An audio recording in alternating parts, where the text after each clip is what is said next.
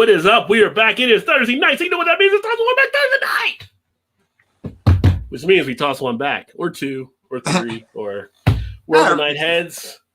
We just have a good time. And we talk to you, the viewers, to see what's on your mind. As y'all toss some back with us, if you have some. If not, just hang out, enjoy the ride. This is what we do every Thursday night. Myself, Todd, in the house. We were just talking. First week of college basketball. Yes. So nice to have the hardwood back. And with fans. But yeah, with fans. Yeah, which is going to be interesting still. So yeah. How they have it all set up. And I still see some of the football fans still jumping on the field. How's that working? I have no idea. In the SEC, you get fined for having football fans. But every other conference, fans are running on the field. I don't hear fines coming out. So is the SEC, I think, SEC uptight, or maybe they're just right? I don't know. The SEC always had that fine even before COVID. Yeah, but now with COVID, I mean, like Kentucky was, I think they were like 50 and then 100, then 200 because they kept doubling it every time it happened with Kentucky. So, but I was watching last weekend and saw some fans on the field, and I don't know. I didn't hear anybody else getting fined. So I don't know. Maybe people are letting up on it. Yeah. At this point, I think it's just what anybody feels like doing. Repercussions or whatever they feel like doing. As we head into winter again, which will probably be a spike, right? Right. Like, God damn it, I thought we were done with this thing. So here we go again. Part 3. Gonna get that happening one more time. But welcome to everybody there in the chat. We got James in the house. Welcome, my friend. What's up, James? Cheers to you up in Chi-Town. We got Rod X in the house representing. Rod X got the LA Sun. You got a new wide receiver today. Are you happy about that, Rod? Is it going to be good or is it going to be bad? Head case? I was thinking the same thing. As like, that could totally just derail them if he gets to be where he wants to be the man. It looks like the diva position is back to wide receiver in the NFL again. So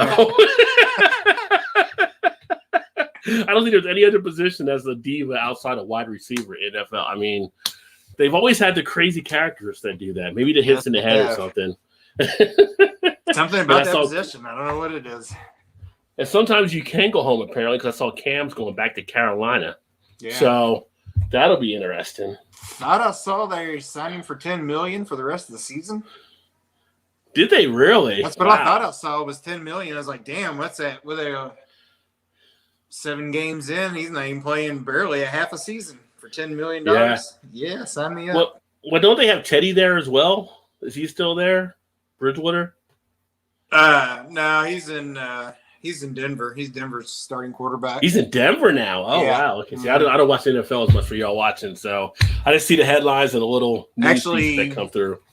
For Carolina, their starting quarterback was Sam Darnold from that was with the Jets. Yeah. But he's hurt. I don't know how bad his injury is. If he's out for a long time, I'm not sure what the deal is. So I don't know if this is a backup plan or they got him to replace Darnold. I'm not really sure what the deal was. Yeah, getting away from the Jets is like an escape from Siberia for sure. The next Snake Plissken should be Sam Darnold. So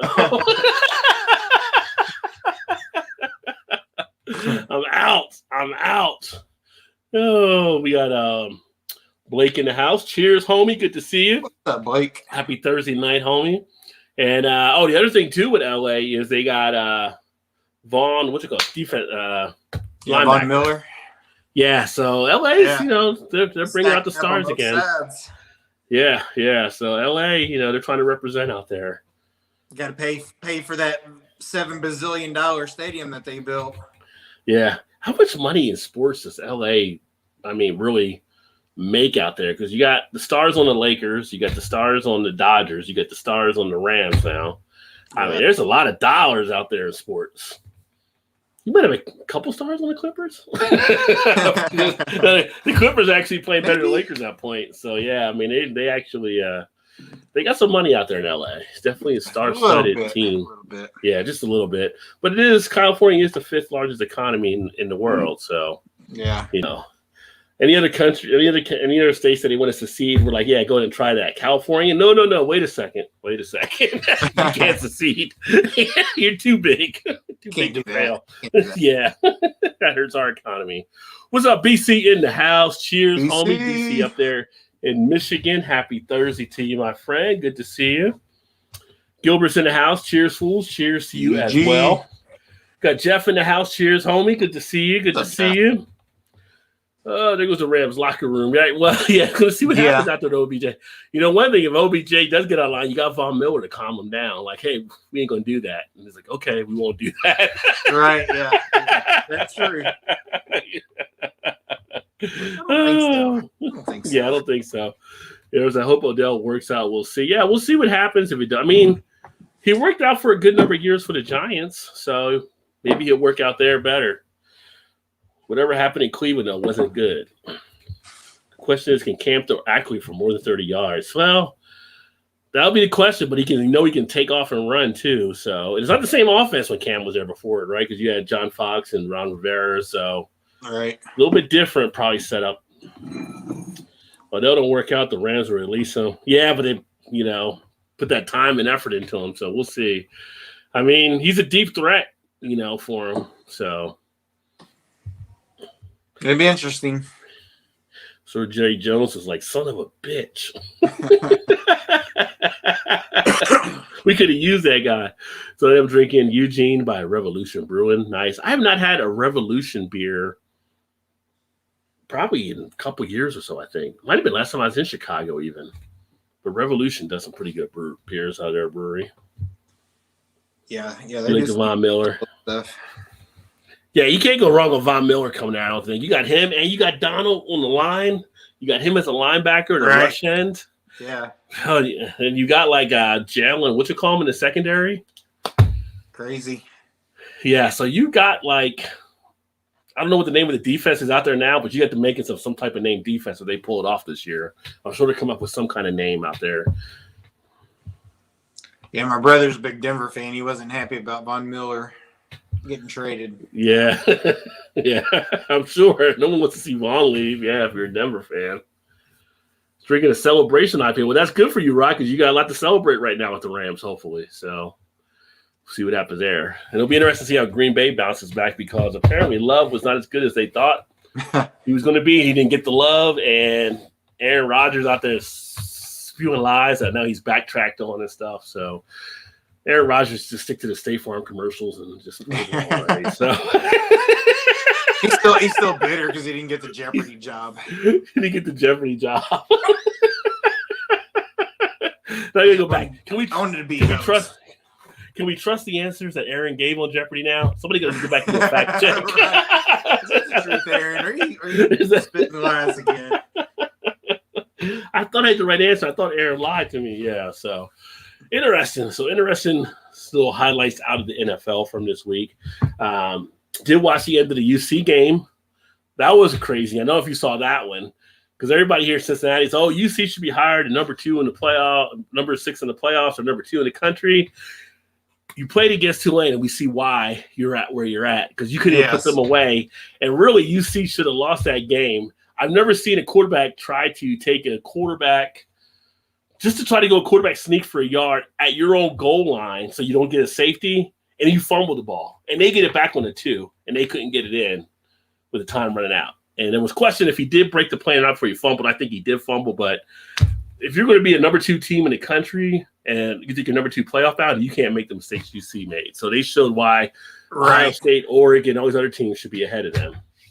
I mean, I think they've got a good team, but I don't think they're not top 5 caliber in my opinion. No. Hell, we should have beat them. We got a shitty team. We should have beat them by 2 touchdowns. Yeah. If they go to an 18 playoff, I would say UC should be in that top 8. But in top 4, UC's not there yet. So guys came in for beer. We're gonna talk some sports talk, but we do all kinds of stuff here. You just never know how it's gonna start off. I haven't seen any of those Rogers rate commercials. They're no busy. They still got the deal. State Farm is standing by them, they said. So you'll see them, but they said there probably are less commercials that are going to run right now. He ended up getting dropped by some medical company that he did a sponsorship for. obviously because of the whole medical situation. Yeah, State Farm came out pretty quick. Had his back pretty quick on that. But I thought what CeeDee Lamb said today was kind of very interesting. Either today or yesterday, like he's been basically fined for socks not high enough and shirt untucked, jersey untucked, and all this kind of stuff. So he's been fined like $46,000 or something like that. But Rodgers was fined $15,000. It's like, which one probably offers the most harm? Having your jersey untucked or your socks down, or possibly coughing on someone when you have COVID. Right. It's like, I'm not worried about the jersey or the socks guy. I'm just saying. So yeah, that doesn't really matter too much. Yeah, but the Packers got fined $300,000. I don't know. I don't know if they knew and they let them get away with it, or they just didn't do what they were supposed to do, or what. But they got the bigger hit. But then again, they said the fine works out for like $33 for the average person or something. So it was a slap on the wrist, is what it was. Right. But yeah. Right, James said Tulane is the best 1-8 team in the nation. Yeah. If they would, well, I think it was Tulane. It was Tulane or Tulsa. It might have been Tulsa that UC was playing. It was one of them, one of the T teams. LASD will be known as the Over the Hill Gang. Well, Donald's not over the hill though, but Jalen's young. I think Jalen Ramsey's like 25 or 26 or something like that and everything. So yeah, I'll say he's fairly right there in the middle of the pack, age-wise. Yeah. And apparently, I don't know what happened Monday night, and James, you probably know because you're in Chicago, but apparently the refs screwed the Bears in that Monday night game enough that there's so many memes out there about the refs being dressed as Steelers players and all kinds of stuff. Calls that were being made. Did you see that penalty that they called for him bumping into the referee? Yeah, I saw that, but I saw something where the referee kind of hip checked him or something. Yeah, the referee stuck his hip out as he walked by, like he was the one that initiated the contact, and then they're flagging him for it. I was like, okay. My brother's mentally texted me. He's like, what the fuck is going on in this game? He's like, referee's got money on this one or something. I was like, yeah, it looks like it. We got refs doing soccer flops out there, so. I was like, good. Or LeBron flops, however you want to call it. Right, yeah. Oh, man. So, yeah. So, there were a lot of people that pretty much were slamming the official crew that I saw from that game. Refs are calling some ridiculous calls this season. I mean, from when I did watch the league, it seemed like the refs were always like heading that way where like some of the calls were definitely becoming more and more questionable. But it's seeing that stuff, it was like 12 penalties for 120 yards or some type of thing. It was a crazy number they called against them. Yeah, the refs may have had money in that game. Ever since the ref in the NBA got caught for betting, you have to question some of the motives of some of the refs in the league. All right. You never know. You just never know. That's true. Levels are right. The Pack wideouts should be getting a lot of route workouts this week. Yeah. It's a matter of them gelling. I know it was Love's first game, basically, and I did see his after-game press conference, and he just basically a learning experience. He's going to learn from it and move forward. So, yeah, that was bad. But you know how us Saints fan. Well, yeah, yeah. Yeah, the ref checked him.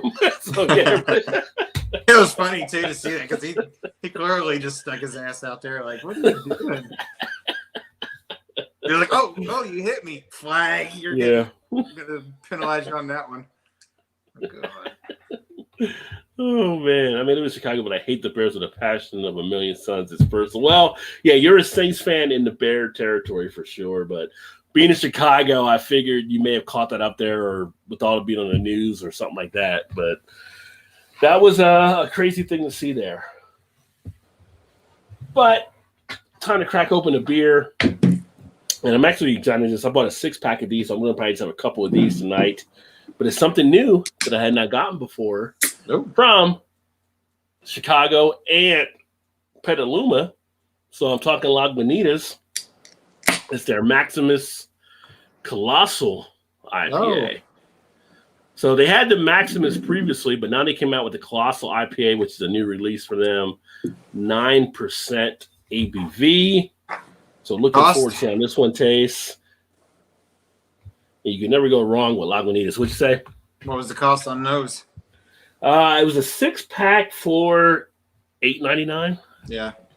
I don't think that's usually the regular price. I got it at Kroger, so that's usually the regular price. Right, yeah, which is still good. I mean, it's still a good price. Yeah. Considering.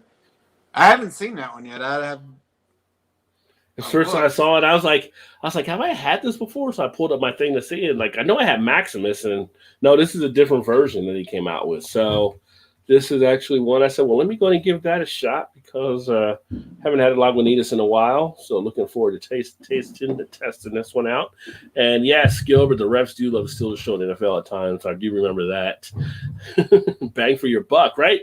Lagunitas, that should be their mogo. Best bang for your buck. I mean, can't go wrong for what you pay and what you get for those guys. Oh, wow. Just cracking that top open. Comes out with a nice hop feel. Usually you don't sniff from the bottle because you want to get into a glass, but you're getting everything coming out aromatic just off the bottle itself. Nice sense of the notes from the hops. It's got sweetness in there too. Yeah, let's get this baby in the glass.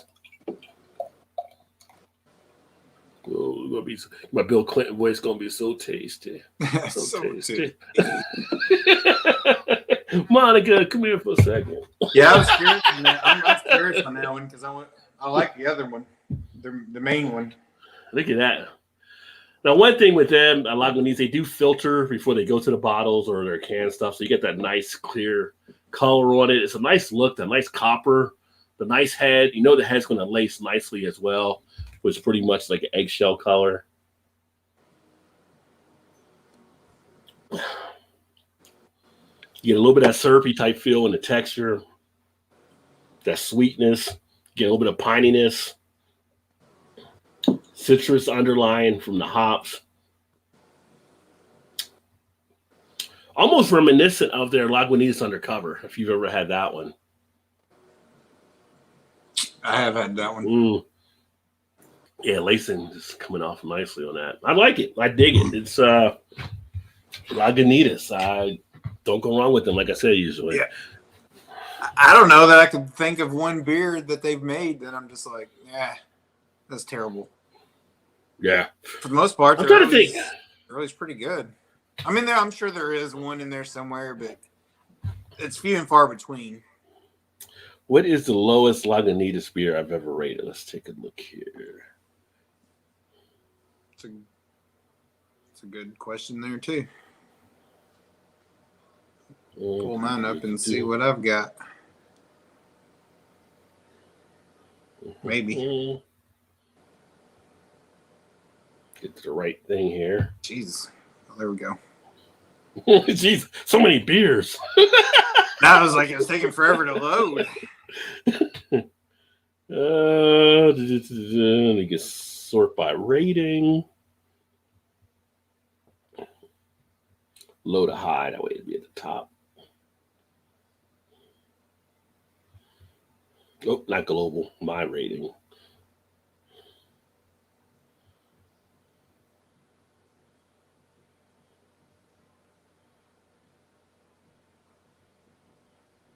Oh, is there not one for your own rating? I thought there was. Heck on, this thing's taking forever. Brewery, country, sorts.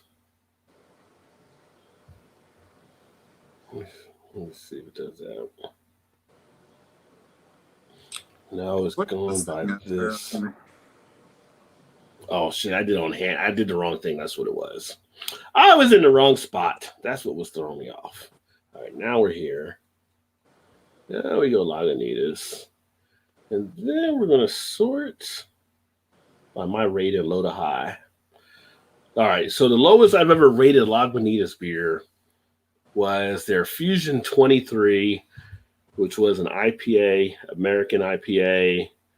Give it a 2.5 out of 5, which that's pretty low. I mean, a 2 is fair, a 3 is good. So that one wasn't a huge fan of compared to the rest of their beers.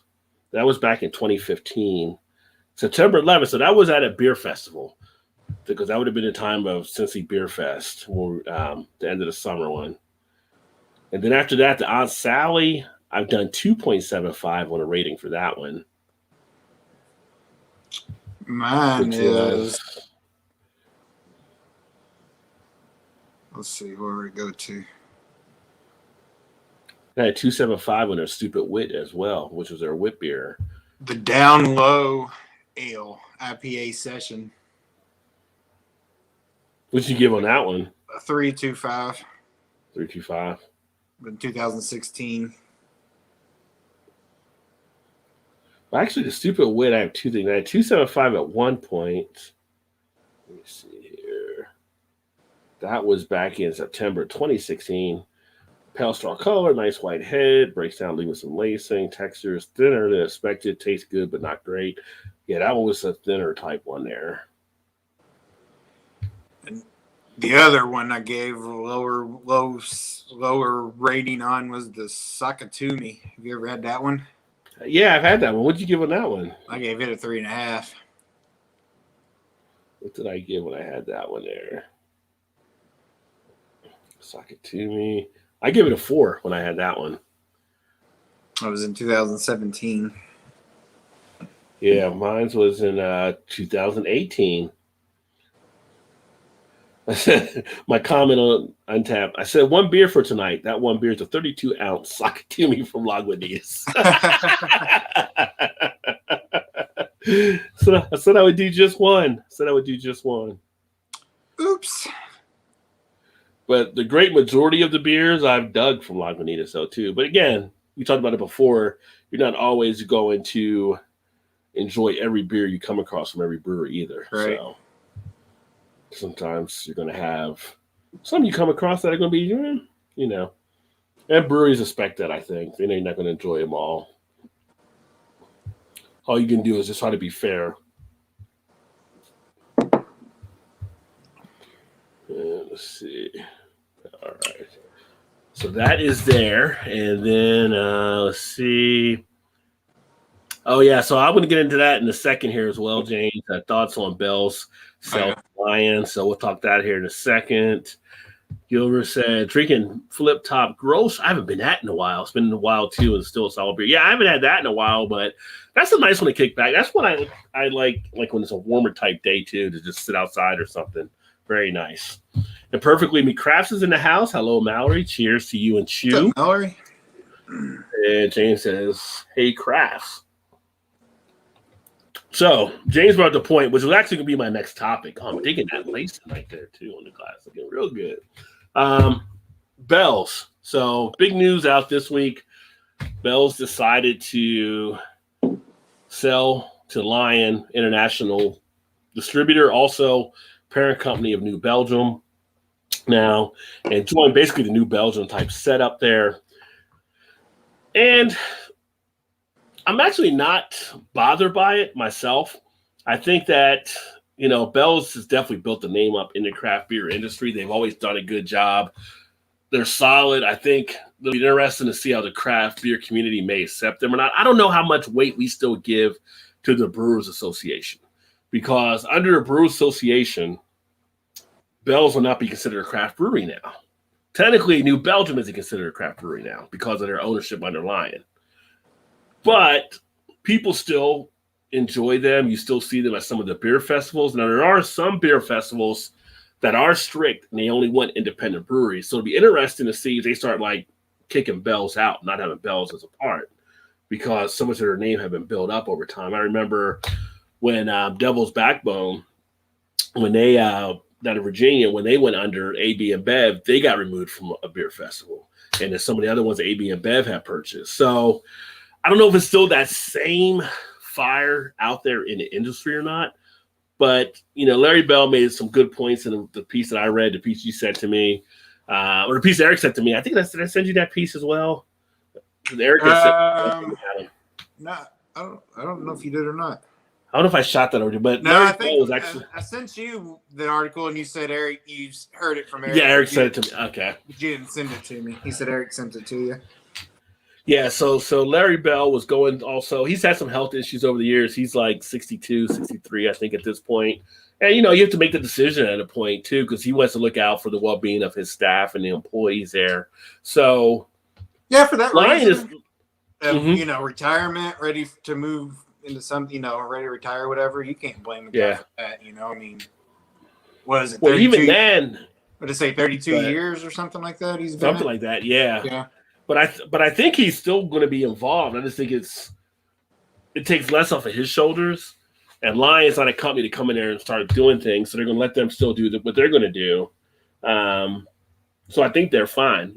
People that bitch about some of the companies selling out, and I've said this before, you'll see some of those people standing in line for Bourbon County. But it's like, well, Bourbon County's different. No, it's not different. They're still AB and Bev. It's like you can't have it both ways. Yeah, you can't. Yeah, exactly. Yeah, you can't bash it and then stand in line waiting for it for 4 hours to get it and then think it's the best thing in the world. Right. And then the same sense saying there, whatever, AB and Bev, blah blah blah. It's just ridiculous. Yeah. And the way things are, I mean, I've kind of got, as I've gotten older, maybe wiser. At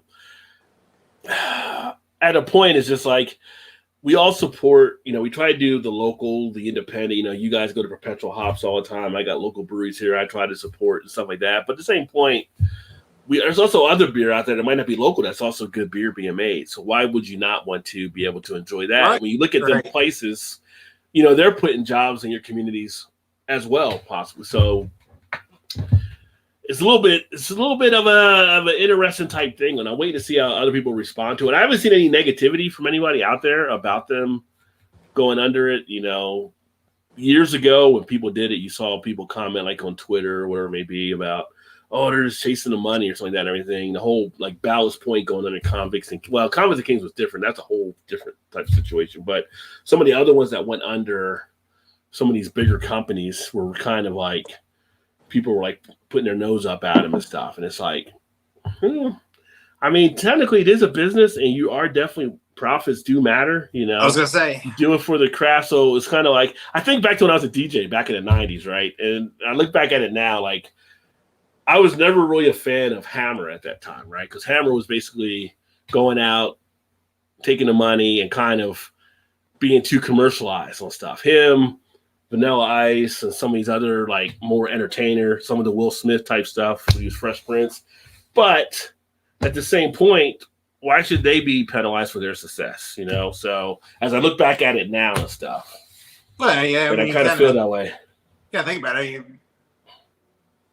They're in it for the money. It's a business for them, so it's kind of what sells. What's going to make you money in my pocket. It's kind of what you do.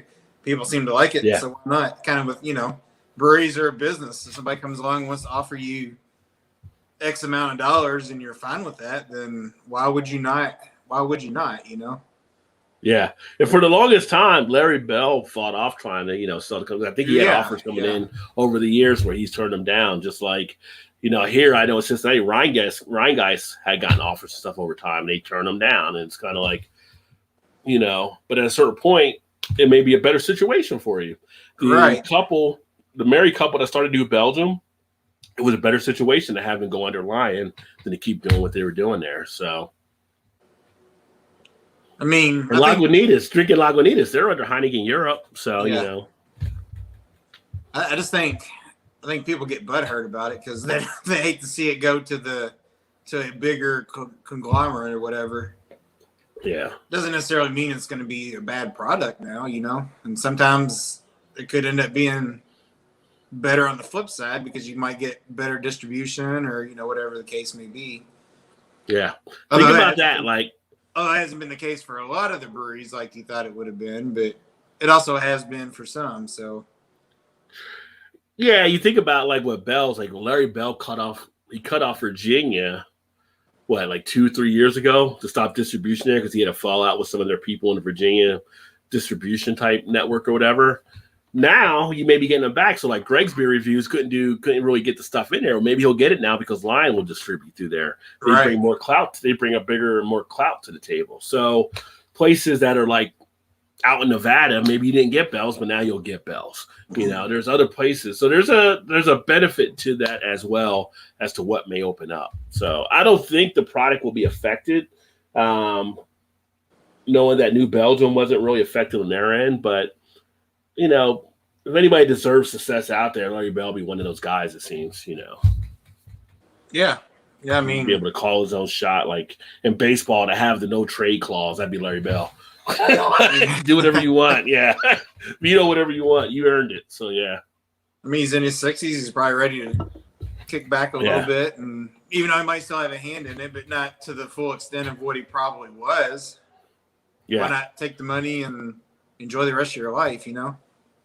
And if you're in the 60s and you're fighting health issues, you got to think at some point, you're thinking your time horizon might be squeezed on the back end, right? So you might want to do more stuff, go out and see the world, do stuff with the family, do different things. So, yeah, I'm okay with it. I think it'll be fine. I think, like I said, more people may get the beer that didn't get it before. They'll still be creative, I think, at Bell's, and we'll have to see how it all plays out for sure. I mean, you don't know, not just with Larry Bell, but any of those situations. Like, you don't know what people's situations are. You know what I mean? Like, the amount of money that they're getting offered, you know, it might be a once-in-a-lifetime type offer or something. So it's like, I don't understand why people get so mad about those things. Other than it's a personal kind of butthurt type thing of going from a craft brewery to a big AB InBev or something like that, you know, and just kind of get hurt about that, I guess. But it still doesn't make any sense. It's still from a business standpoint. I would say one thing I've noticed over the years in doing a lot of stuff around beer, craft beer, and all kinds of stuff, I feel like there's definitely a not working for the man mentality in craft beer. That when somebody does go to work for the man, it feels like they're out. I can't talk to them anymore type thing. Like, you know, you're independent. I'm with you. You're not working for the man. You're sticking it to him. Now you're going to go work for him, and now they feel like they're burned or something. It's like, at the end of the day, it is a business. The beer is still good. So that brewery in your neighborhood is still in your neighborhood, even if the person that signs the checks now is across the country or overseas. Right. So I mean, I can see that point of view of that angle of things, but in the end, it's still a business, you know. Yeah, it is. So I mean, they're about making money, and what it is in the end, you know, if it's a deal you just can't pass up, or in his case, health wise, you're ready to step aside and move on with your life, then, you know, why not? Right. Everybody strives to get to that point at some point, you know, where you're living comfortable and business is success, and somebody else wants to buy it. That's kind of what you strive for in the world, I would think, you know, as a business owner. It's kind of what you look for, you know. I mean, let's face it, not many people are working for UNICEF, so a lot of people want those dollars at the end of the day too for the effort they put in. So it works out that way. But Big Daddy's in the house. What's up? Sipping Voodoo Ranger. Future hop, pretty much like all Voodoos, but this one sucks. Oh, not feeling that one there. I have not had a Voodoo Ranger in a while, though. I need to get back into it. They actually have a variety pack out right now, but I didn't pick it up when I saw it last weekend. I don't even get like the individuals. I can just kind of keep testing it, but I usually like the Voodoo series. Yeah. I haven't had a ton of them, but I've had enough of them. They're usually pretty decent. Yeah. I always like the artwork's pretty cool that they put on stuff as well. Yeah. Well, the fact that Beer Fest we went to a couple weeks ago, they were one of their costume contests was the best Voodoo Ranger costume. Yeah. Did you see some good costumes there? Yeah. What a Beer Fest? You didn't give us a rundown from the Beer Fest, how it all went and stuff. One, since we're talking about that, I don't even remember seeing a Voodoo Ranger costume. I mean, there was a ton of people dressed up. Don't get me wrong. There was a bunch. They had other like dress up contests or whatever, the best dressed and all that. But they had a specific Voodoo Ranger contest, and I don't remember seeing. I told Shannon, she's like, "What's a Voodoo Ranger?" I was like, "It's their little mascot on their can logo. It looks like a skeleton, but it looks like a fighter pilot or something like that." Yeah. I was like, "Oh," and I had to show her what it was. She's like, "Yeah," and I actually say I don't remember seeing none of that either. I was like, I never did. But anyway, yeah, it was pretty good. Like the weather was not bad. It rained a couple times, but it was all 3 or 4 large tents. So he was never just out in the conditions. I mean, it was outdoors, but he wasn't like standing when it did rain. He wasn't standing in the rain.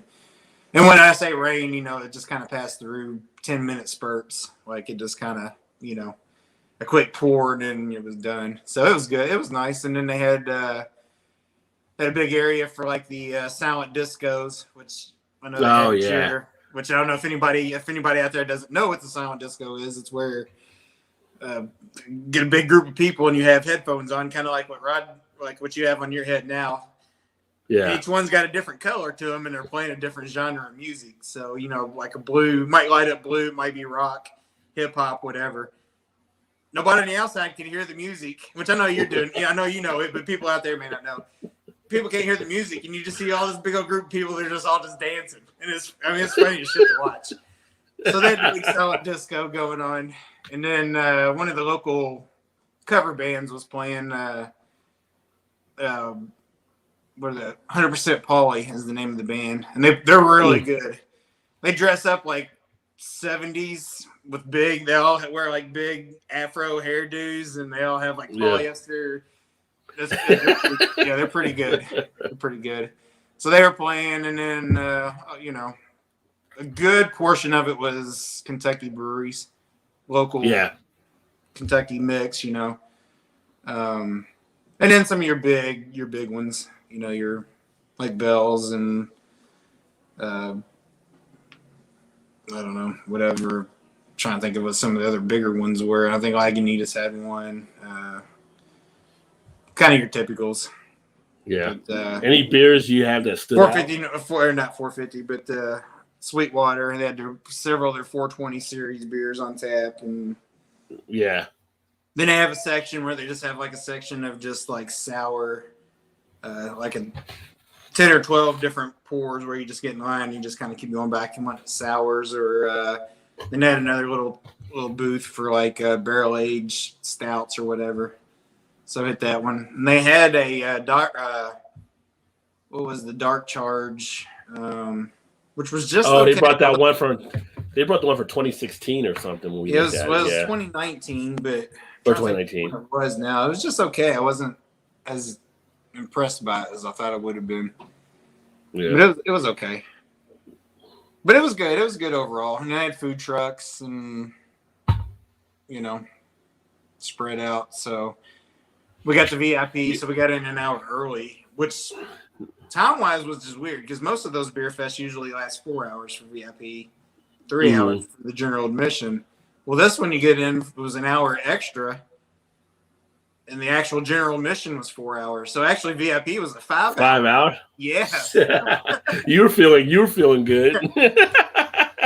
So with the VIP, you get a kind of a swag bag and then a voucher for the food truck. So each food truck kind of had something set up where you could just take your voucher and get 1 or 2 items off of the food truck, just to get, right. Probably like a $15 value or something. So plus an extra hour, entrance. So it was, might have been $25 or something extra, but it was worth it, I think.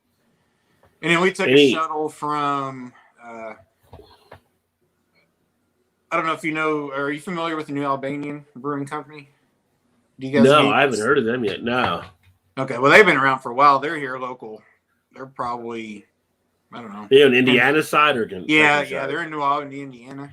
Which is New Albanian. New Albanian, yeah. Yeah, which kind of looks like New Albanian. I don't know. New Albanian is how everybody pronounces it. But anyway, some of the best pizza around you could get at their place. But nice. They're kind of one of the original breweries, like local, really, from on both sides of the river. They're kind of one of the original breweries, the Louisville side or the Indiana side. I'm kind of surprised. I would have thought you might have seen some of their stuff, like Optimus, one of their IPAs that they kind of one of their standards. And they may not. I don't think they just drove very far, so yeah, you may not seen it there. But they're not bad. But anyway, they had a deal where you could, for like another $15, they would shuttle you from this side of the river over to the festival. Oh, cool. And then also included in it, not that you need it because you're going to a beer fest, but you got a beer and an appetizer while you're waiting to get on the bus. So it wasn't, that wasn't bad. Yeah. Plus, we didn't have to drive and worry about paying tolls and all that stupid shit. And you guys got tolls to go across the bridge? Yeah, well, we got 2 new bridges that we built in the last 4 years. Oh, yeah, somebody got paid for those, yeah. So there's 1, 2, 3 bridges that have tolls, and then we got 2 bridges that don't have tolls. Is it Indiana getting the tolls, or is it Kentucky? They split it. They split it? Okay. Yeah. I think northbound one way goes to like Indiana and southbound goes Kentucky, or vice versa. So we had one bridge for Interstate 65 that was 2 ways.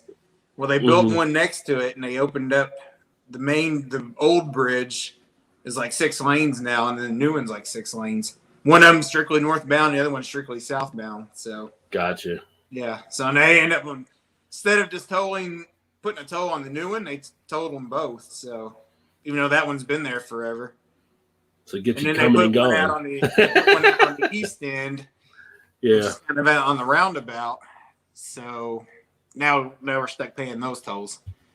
But then we got one that goes straight into downtown, which runs right next to the Yum Center where UVL plays. Yeah. And it's not tolled. And then we got one, I guess it'd be on the west end of town. It's an old one also. It's a double-decker bridge. It's like, let's see, I think southbound is on top and northbound runs underneath. So it's kind of like the Brent Spence, yeah. Yeah. And it's a super old bridge, and it's not tolled. But yeah, they'll never not drop those tolls. I'm sure they've already made enough money and then some to pay for them. But I'm sure they have. But yeah, they ain't gonna take it away now. So we're in the green now. The bridge to go to work. I usually go downtown, and it's literally 1 block around the Yum Center, and then I can get right back on the highway. Not have to pay the toll, which doesn't seem like much, but it's $2 and some change each way, which would be $4 and some change a day. Times that by 5, you're $20 a day.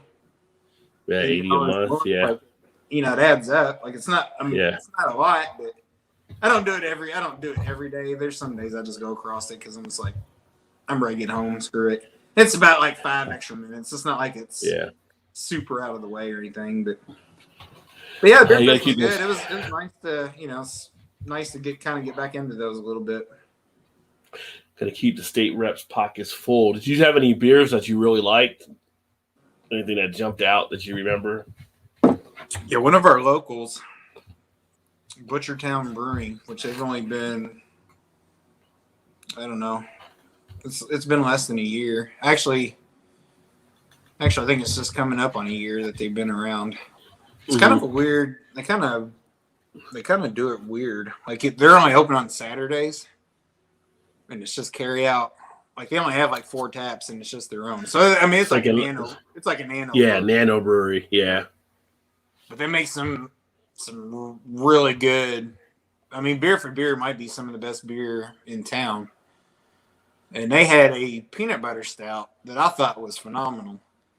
And I heard other people talking about it. I was like, it's just okay. I'm like, okay, maybe my peanut butter taste to other people's peanut butter tastes are different. Because you're usually tough on. You're usually tough on peanut butter. You're tough on peanut butter beer. So I don't know why, but I always feel like it's, which I've said before, it always just feels artificial. Mm-hmm. Well, this one didn't feel that artificial to me. It didn't feel like it was just like the powdered shit that you put in there, It almost kind of felt like they actually took scoops of real peanut butter and somehow put it in. It was just cream. It was just good. I really liked it. That was one of the better ones, I'd say.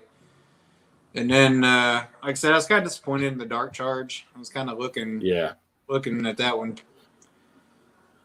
Yeah, they're about to have just because Dark Charge day the Dark Charges we've had in the past was really good. Oh yeah. Yeah, well, you wonder in 2019 if it lost anything off of it. I mean, it shouldn't have really.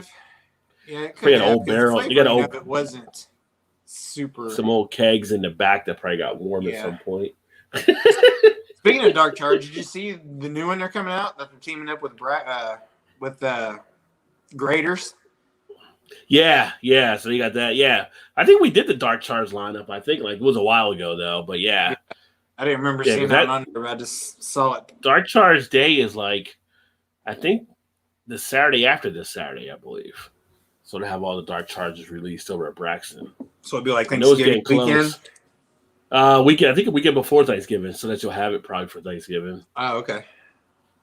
I know Yeah, so yeah, West Dark Charge 6. Day. They probably try to do it like how they do Dark Lord Day over at Three Floyds and stuff like that and everything. Yeah. I know on I think it's on Black Friday, West 6, which is based in Lexington, I believe, but they actually just opened a brewery here about a year ago. Mm-hmm. So in both locations on Black Friday, they have a Snake Eyes stout. I don't know if you ever heard of that series. Yeah, I've had Snake Eyes, but I think they have different variations. So they're doing a Snake Eyes Day on that Friday, which I think you get the base. I think it's a peanut butter one, like a lava chocolate type stout, Snake Eyes, and then I can't remember what the other one. Chocolate cake. Can't remember what the other one was, but it sound it definitely piqued my interest on that one. And this past weekend, Against the Grain just had had their Bo and Luke Day, which I know you're familiar with the Bo and Luke series, right? Yeah. So I wasn't able. Well, for the first time, they put it in cans. So they had. Oh, okay. Sold them as four 16-ounce cans, a 4-pack, instead of the bomber bottles. Well, my cousin and his girlfriend, my cousin Pat and his girlfriend went over, which his girlfriend is my boss, which is kind of a weird thing, sort of. But anyway, they went over there and they sold me. She sold me like a mixed 4-pack. So I got the standard Bo and Luke and the 3 variants.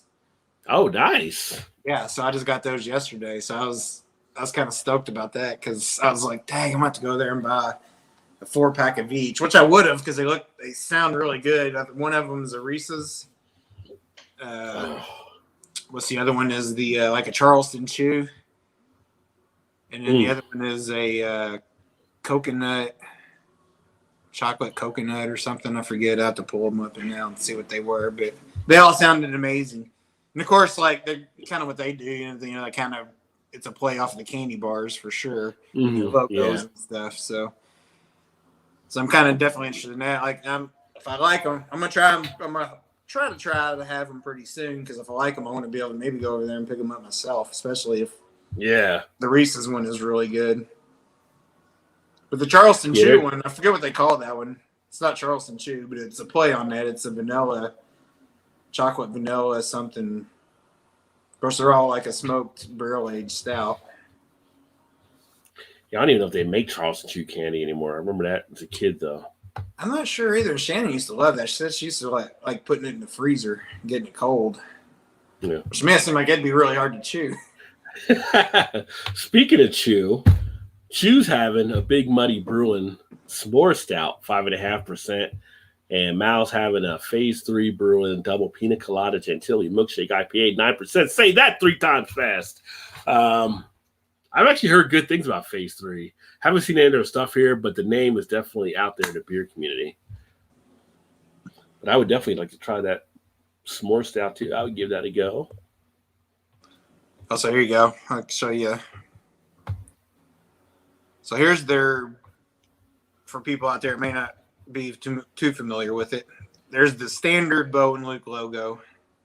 Yeah. It's kind of a play off of the, Bo and Luke of the Dukes of Hazzard.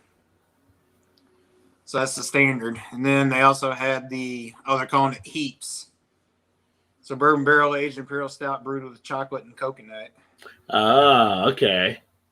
Yeah. That was one variant. And then here's the Charleston, play off the Charleston Chew. They're calling it the Charlestown Gnaw. Bourbon barrel there you go. Imperial stout brewed with chocolate and vanilla. And then that's pretty fun. That's a pretty funny play on words. Yeah. And then the last one is Creases Pieces. Brewed with chocolate and peanut butter. So I'm very interested in that one for sure. Yeah. But like most of the Against the Grain art, their artwork's usually pretty cool or funny. Just, for the least, it's always pretty funny. Yeah. They do a pretty good job on stuff. Yeah, they do. Sam does a pretty good operation there. But she invited me to come down and check it. I just haven't been down there, and I've been connected with them since things kind of got back on track. But yeah, I need to get down there and do a tour and do some video and stuff. But James said, good for Larry Bell. He deserves a big payday before he retires. Lion would be fools if they mess with the best sellers. There are always new and exciting indie brewers coming along. Yeah. Like I said, they're going to let him keep doing what they're doing, I'm sure. And a lot of good Bell's beers that they actually put out. And they say, yeah, who heard of her Hot Butcher 2 years ago, right? Like, a lot of people were, well, how long is Hot Butcher actually? Hot Butcher, I wonder how many years they've actually been around. I didn't look to see when they were founded. I want to feel like this 5 years, maybe 4 or 5 years or so, maybe. If James, I don't know if you know offhand, but I remember when they started hitting up people and you started seeing it pop up on YouTube and they were getting it out to a lot of the reviewers to check out the beer, which I don't even know if Hot Butcher does any other marketing besides sending out beers for reviewers to share in social media. I never see them really anywhere else. 14, so 7 years. 2014, yeah. But it's like most stuff I see at them are people, the reviewers that are kind of basically working or functioning as kind of a marketing arm for them. It's kind of like, hey, this one is this and this one is that type situation, and kind of just sharing it with the word of mouth, so to speak. Owners Jeremiah and Jude launched in 2014. See, I didn't know Jeremiah was an owner. I thought he was like their marketing type stuff. So that's pretty cool. Yeah, it says Hot Butcher owners Jeremiah Zimmer and Jude Rose. Yeah. Jeremiah is pretty cool, though, from the talk I've had with him, emails and stuff like that and everything. So pretty down to earth, straightforward and everything, and cool cat. Oh, let's see. It says they've relied on contract brewing since then, having other breweries make their beer. Most recently, Miskatonic Brewing Company in suburban Darien. So this was an article this was posted in May 7th, 2021. Well, yeah, they actually just got the new location this year because they were basically gypsy brewing at other spots before that. Okay, so I guess they took over the spot for a half acre. So right where James is, JT, he's right there by them as well. Yeah. If they were a walking distance to me, I'd be in trouble. I wouldn't even go to get the mail because I'd be like, oh, mail, new beers across the street? All right, I'll be right over. Yes, I'd definitely love to be able to get their stuff. Like, just have sent to me like you guys get. It's like right. Walk out your door like, oh, there's a box. Oh, it's Hot Butcher for the world. Yes. Gene. Score. Thank you. People get freaked out by change in general. It'll calm down. They'll find something else to freak out about. Well, yeah. But it's funny just because, like I said, in the beer community, there's like a kind of the independent type thing, which is fine. I mean, like I said, we all support the independent and stuff like that. But there's other stuff, too. It's like you don't just stop drinking a beer maybe because they teamed up with someone else might be a little bit bigger. I mean, you may drink it less. Like, I don't think I drink Lagunitas as much as I used to, but that's more just because I have so many other good things coming out of here as well.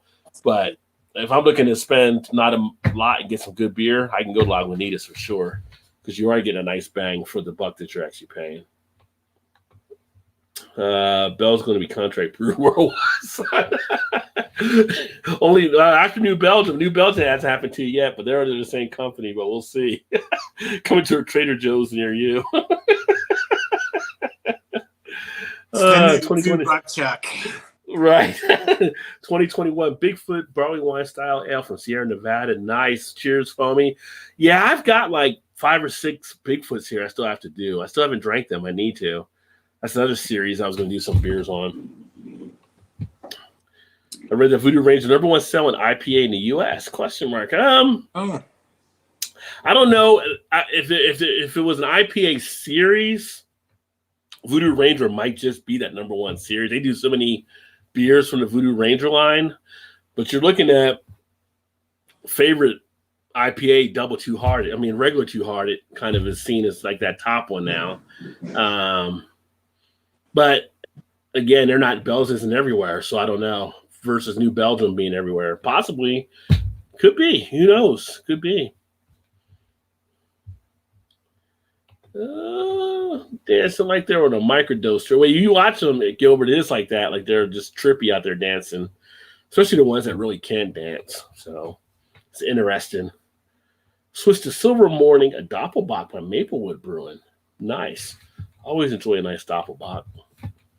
Oh, I heard Maplewood. How is it? Yeah, because Mal is actually in the Chicago area as well. We get a lot of Chicago. We're blowing up in Chicago now. So Mal's not too far from JT or Big Daddy because they're all up in that same area. It's hoppier than I like in a dark lager, but still very good. The hoppiness. Don't think I've ever had a super hoppy Doppelbock. Yeah, usually it's more the maltiness that comes through, but it used to be that you didn't really have hoppy lagers, right? Now you have some of those out there because they're doing more things to get the hop bitterness in play. So they use Jif peanut butter, son. So glad you said Jif because so many people say Jiffy and it's like it's Jif. Well, I don't know where the Jiffy came from. Like I don't know. It is Jif peanut butter, but people always say Jiffy. Jiffy, yeah, they do say Jiffy. Yeah. And it's like, that's not what it is. Maybe they're getting confused with Skippy because Skippy's a peanut butter. Maybe they're getting that from that. Possibly. Yeah, they're just gelling the two together. Yeah. Jif, Skippy, Jiffy. Choosy Mom Choose Jif Peanut Butter Stout. That would be a good name for a beer, man. So you might want to patent that in case some brewery comes up with that idea, then they have to pay you for it. Charleston Chews are still around. I still buy them, son. I haven't seen a Charleston Chew for ages. We used to have one candy store in Cincinnati, across where I used to work at, where it had all the old candies from back in the day, like the old penny candy type stuff, and you could get things like that, but she ended up having to close down a few years back as well. What's up, Middle Fruit? So until PH Brewery shows up, I'm number one, Paul. Cheers, chance. Yeah. Until Paul shows up, you are the number one, Paul. Although I know PA is working tonight. It's like his night back at the office. That doesn't stop him from chiming in now. Hopwood seemed to appear out of nowhere about a year ago. I still don't see a lot of their beers in Chicago's north side. Where they are moving to soon. Yeah, it's kind of interesting how they actually did that because I get people that comment from times where they're like right there in Chicago or near Chicago and they can't get Hop Butcher. Like, how do you get the Hop Butcher? Like, I can't even get Hop Butcher. So it's interesting how they do that. And the funny thing is when Hop Butcher sends stuff out, it's not like they're pulling from the same thing they send to us. Like, I see stuff like Haniolo would get, and I'm like, oh, that looks interesting. Or Joe would get the Beer Patrol. Yeah. Or Kyle would get No Hype Beer Reviews, and I get something totally different. And it's like, oh, I mean, I'm still happy, but I'm like, oh, I want to see what that Blazed Orange tastes like. You know, yeah, I want to do this one. I want to do this one. But I'm happy. I'm still happy. So, like, yeah. Disappointed, but how disappointed can you really be? It's free beer. Yeah. And I'm sure they probably say the same thing when they see the different ones. Like, wait a second, I didn't get that one, you know. But I mean, it's smart on their part too, though, because they're getting different variants out to different people, so you kind of get a broad range of flavors out there for everybody to try and get feedback on.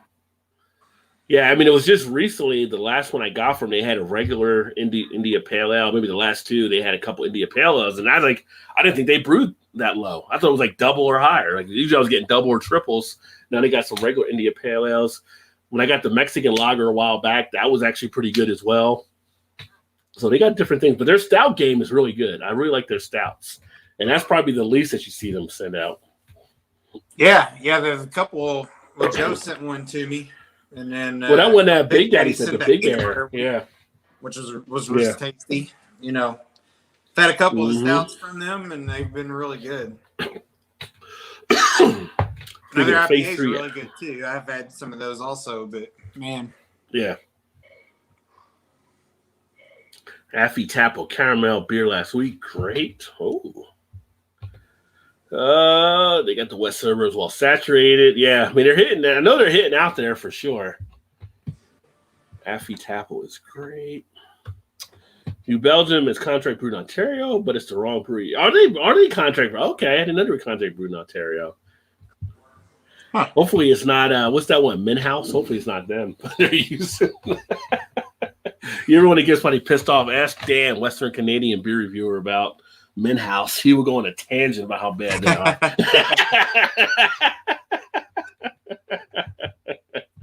Steam Whistle can't brew their own stuff anymore. Lions should have contracted Brunswick Beer Works. So give them time. They may come after them too.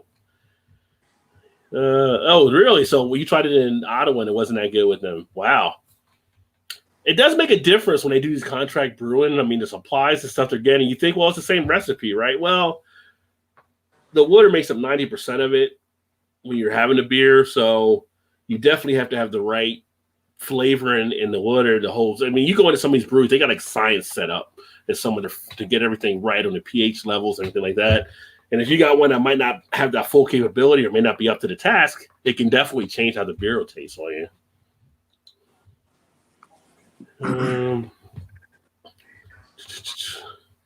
Peter Pan is the best peanut butter, but I'm waiting on an excellent peanut butter stout from Energy City. You'll both get one. Oh, Energy City, is that a new one out there? Yeah, I'm not familiar with them. I don't think I've had Peter Pan peanut butter since I was, I don't know, knee high or something. But I remember Peter Pan being one of the ones out there. I didn't even know they still made it or not. Peter Pan was the one in the orange label, I believe, with Peter Pan on the front. And then you also had Jif and you had Skippy. Those are like your big dogs of the peanut butter. Right. Yeah. Did they still make Peter Pan? I didn't think they still made that. Apparently, Big Daddy's still getting it. Got a connection. Again, it's probably one of those that just don't even. We go for peanut butter. You're not looking. You just see the. Or for me, I just see the Jif and just go with it. He may have pirated his son with Captain Hook. So, what is going on? Cuff and stuff. Jimmy in the house. Welcome, homie. Jimmy? Hopefully you're having a great Thursday night, my friend. As we are here, just tossing it back and kicking it about all kinds of things. We were just talking about some of the beer news with Bells and stuff. And if you don't know Jimmy, make sure you check him out. Cuff and Stuff Barbecue. Man gets down on a grill like nobody's business and comes up with some great recipes on stuff, which I need to catch up on your videos as well, Jimmy, too. Trying to get more time cut out of stuff. But it is, before I go to the next thing, just a quick little toast here. It is Veterans Day, so for all you that served out there as well, appreciate you there. So cheers to you and the things that you do or things that you did. Can't forget about Veterans Day. So I never did mention what I was drinking. So this is one of the. Oh yeah, you didn't. That's right, you didn't. This is one of the closeout beers that I picked up last Thursday. The closeout from Short Throw Brewing Company. Shady When I Strut. Oh, it's a double IPA at 8%, 8.1%. What was the date on that one? Did it have a date on that one? I think you said it did before, but it does, and that was going to be my next question first before I said the date. How long on a IPA would you go, being that it's an 8% or higher beer? Well, 8%. Even if it's an IPA. A rule of thumb for cellar and beer is you try to get at least 8%. Right. But with the IPA, you're usually going to have some of the hops fade out. Double IPA, not as bad because you usually have more maltier feel, so you're going to be okay, a little bit better. So I could go. I mean, I've had some stuff out there before that still tasted fine, like a year or so out. So if you're within under that year, you can still be okay as far as what it'll taste and everything. If you're over a year, you can still find it palatable. I mean, think about the Dogfish Head. People do like the 120 for years. So it malts out more rather than when they have it initially. So you can, it's a matter of figuring what goes for what there for you. Right. And it's not like it really goes bad. It's just, it may not be what the brewer intended to be, which is why I was asking, this one being a double IPA, which is a different profile than a standard IPA. flavor wise. Yeah. And at 8%, of which I know, like I said, rule of thumb, 8% or higher, you can age it a little bit longer. So this one's not bad, but I was just curious because it kind of falls in that range of where some people might bat an eye and be like, I'm not getting that. That's too old. But I mean, Yeah, it was a 4-pack that I got. Well, I bought a case for $14.99 of mixed things. This mixed was stuff, right? Yeah. So this one was, it's got a can date of 4/26. Okay, so you're 7 months out almost. Right. And to be honest with you, I don't taste anything, which I've never had this fresh because this one is out of, I think it was Connecticut somewhere. Let me see. Yeah, North Haven, Connecticut. Short Throw Brewing Company. So I've never had anything. I've never seen anything from them, which is what piqued my interest when I saw that. I was like, okay, double IPA if you bought a 4-pack, it was $3.99. But the more you buy, the cheaper the price got. So I was like, okay, I'm gonna stop by there and see. So this is the first one I've had of this one. Of this one. And it's actually, to me, still tastes really good. Like I don't know what the freshness would be on it, but it doesn't turn me away from it. Like I'm still enjoying it. It's got really good flavor to it. I would expect it to have a maltier sweetness to it. I would expect maybe like a caramelly undertone that might go with it. I'd expect it to possibly still have a little bit of a piney type feel on the back end. At that type of time frame, and I think you're still okay for what you're going to get out of it. I'd expect it to be a little bit smoothed out. It wouldn't be as hoppy in the throat or anything like that. I think you'd have a nice smooth finish on the back end. Which is kind of what I'm wondering. Like it's not overly hoppy, but you still get the resin kind of dankness feel of the hops, like of an IPA. But like you said, the doubles are a little bit more sweeter, maltier. So I don't know if it has fallen off or it's just a little bit sweeter because it is a double. You know what I mean? Like, yeah. Which I can't say because I've never had it fresh, so I don't know if it has. I mean, it very well could be terrible and outside of what it's supposed to be, but I would never know. It's still not a bad. It's still a good beer. Like it's still pretty tasty. Like I had no problem drinking this one at all. Yeah, it's always tough unless you have a fresh one to do a side-by-side comparison. But, I think back to, like, if I was looking at a Bell's Two-Hearted, I believe their shelf life, they say, is like 3 months, I believe, on that one. It's either 3 or 6. I believe it's 3. I'm thinking 3. But some of the IPAs, when you look at them, they'll have a March 9th date, but it'll say good through like September 9th. They'll give you a 6-month window. Right. So it really depends. And then it depends on how it's being held at this place it's being held at. As long as it's being kept in the right spot, not out in the sun, not getting warm, all kinds of stuff that plays into it. Yeah. That's why it always makes sense to know where you're buying your beer from and to know how they treat stuff because you don't want to get screwed and be like Eric, get a 6-year-old Brooklyn beer sometime or something. Which that was a funny episode still. Which I mean, every beer is different. Like you could have the same identical beer, and it might fade. One batch might fade in 3 months. Yeah. You may have another batch that might last, 12 months or 9 months or whatever, longer, and not have any downplay on it at all. So it's like I think it just kind of varies. Yeah, and there's something to that altering of the flavor because some people like to do things to alter that flavor, right? So maybe you have a beer you try fresh. If you get I know people that'll buy 2 beers, right? They'll buy one fresh and they'll buy one to hold for 6 months or a year so they can see what it tastes like at that time.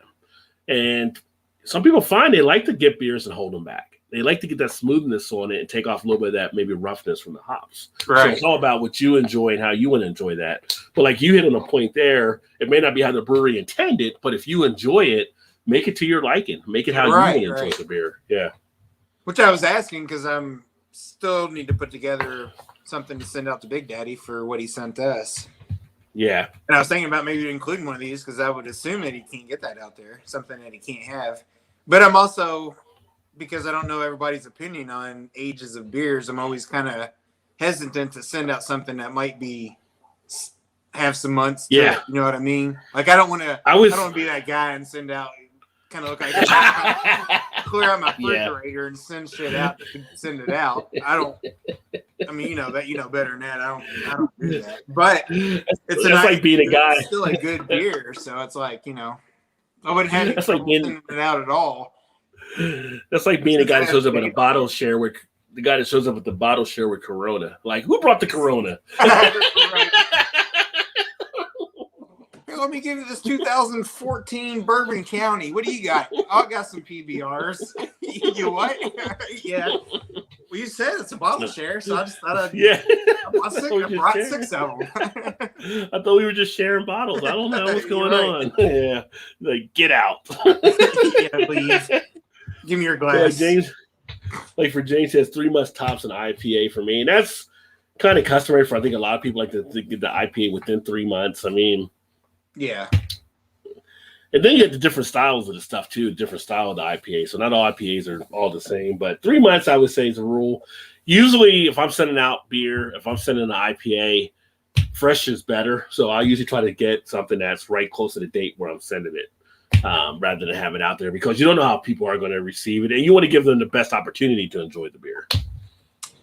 Now that brings another question to, if you're an IPA within 3 months, if you're having it at a brewery or at a tavern somewhere on tap, you don't know what the date is on that. Do you ask as a patron? Do you ask when it was brewed or when it was tapped, or do you just buy it and go on with it? You know what I mean? Like, or is it different? Or is it different on tap? Does it make any difference? If you have it on tap and it's ran properly, I mean, if they're turning the kegs, you shouldn't have any issue. But I know some breweries, when you actually buy beer there, they'll put the date on it as well on your can. If you get a Crowler or something like that, they'll put a date on there for it. But I don't think anybody really asks it when you're at the brewery. You just go ahead and let me get that on tap. But you'll taste it and you'll know if there's something off with it too. Oh, yeah. No, I mean, it just kind of made me think of it, because people do get anal about the dates and stuff. But when you're actually at a brewery or something, you don't know necessarily what that date is all the time. I mean, they might be, they might have a big batch that they've brewed, but they're putting it in small, kegs to change out the taps periodically. But how long does it actually last? Well, the breweries, is it okay in the keg until you tap it? Is that and then is that when your date starts? Or is your date starts when it was actually brewed to the final element, right? Yeah. So if you got it today and you took it out, you kegged it, and you basically made it for sale today, then your date would be like 11/11 or whatever. Right. And then when you have it in a keg, I don't know officially the timeline, but there's a certain amount of time you probably want to get that moved to get the keg emptied or whatever. And that's why you'll see some of them at some breweries, or like say the Party Source or some of the stores where they run kegs. After a point, they'll be like, "Oh, we're running this one at $4.99 for a growler," and you're like, "Wait a minute! Everything else is $12.99, $15.99, $20." Trying to get that moved. They got to get it moved off while it still has some flavor to it and everything. So there is a time frame that's in there as well. Which I mean, I knew that for the most part, but I was just wondering what in people's minds are thinking, or or what actually takes place that you may not know about, I mean, traditionally, with a lot of shelf life, if it's in a lot of beers, a year, taking out the IPA version, so you got some leeway in there for time for most stuff. But yeah. But it's just I don't know, that topic's always interesting to me. Yeah. Because data it definitely is important. Some people just look at the date and they're just turning their nose up at it and be like, "No, I'm not." Yeah. It's over 3 months, I'm not gonna get it. Which I know there's kind of a rule of thumb, which I get that. And I kind of play by that somewhat too, but also I mean, you don't know until you try it if it's actually any good or not. It might be okay.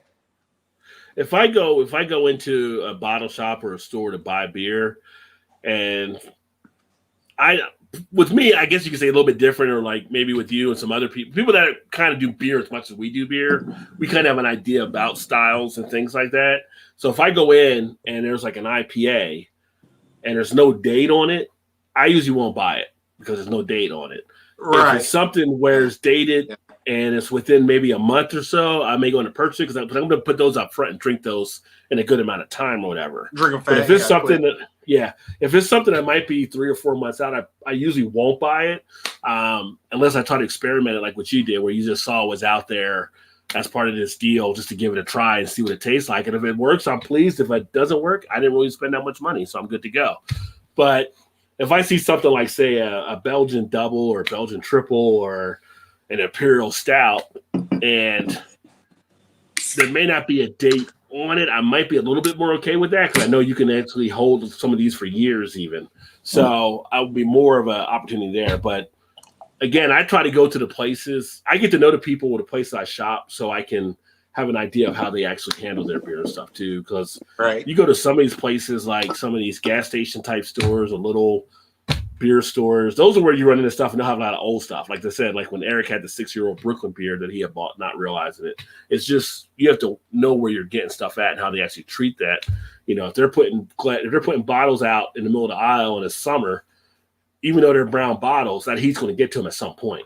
You know, if they're not really taking the right way to have actually properly store those, you're going to be penalized as a consumer for it. So it's important to know where you're getting them from. But again, knowing what styles can do what is also key. Like people will say, well, you know, I said rule of thumb is 8%, but here's the thing. You can get lambics at 3.5%, 4%, 3%, and those things will last for years. Right. Yeah. So it's not all just ABV. It's just kind of that rule of thumb that people will kind of look at in a lot of the materials you'll read or you'll see. But yeah, you have to know that style and how long it can actually go for.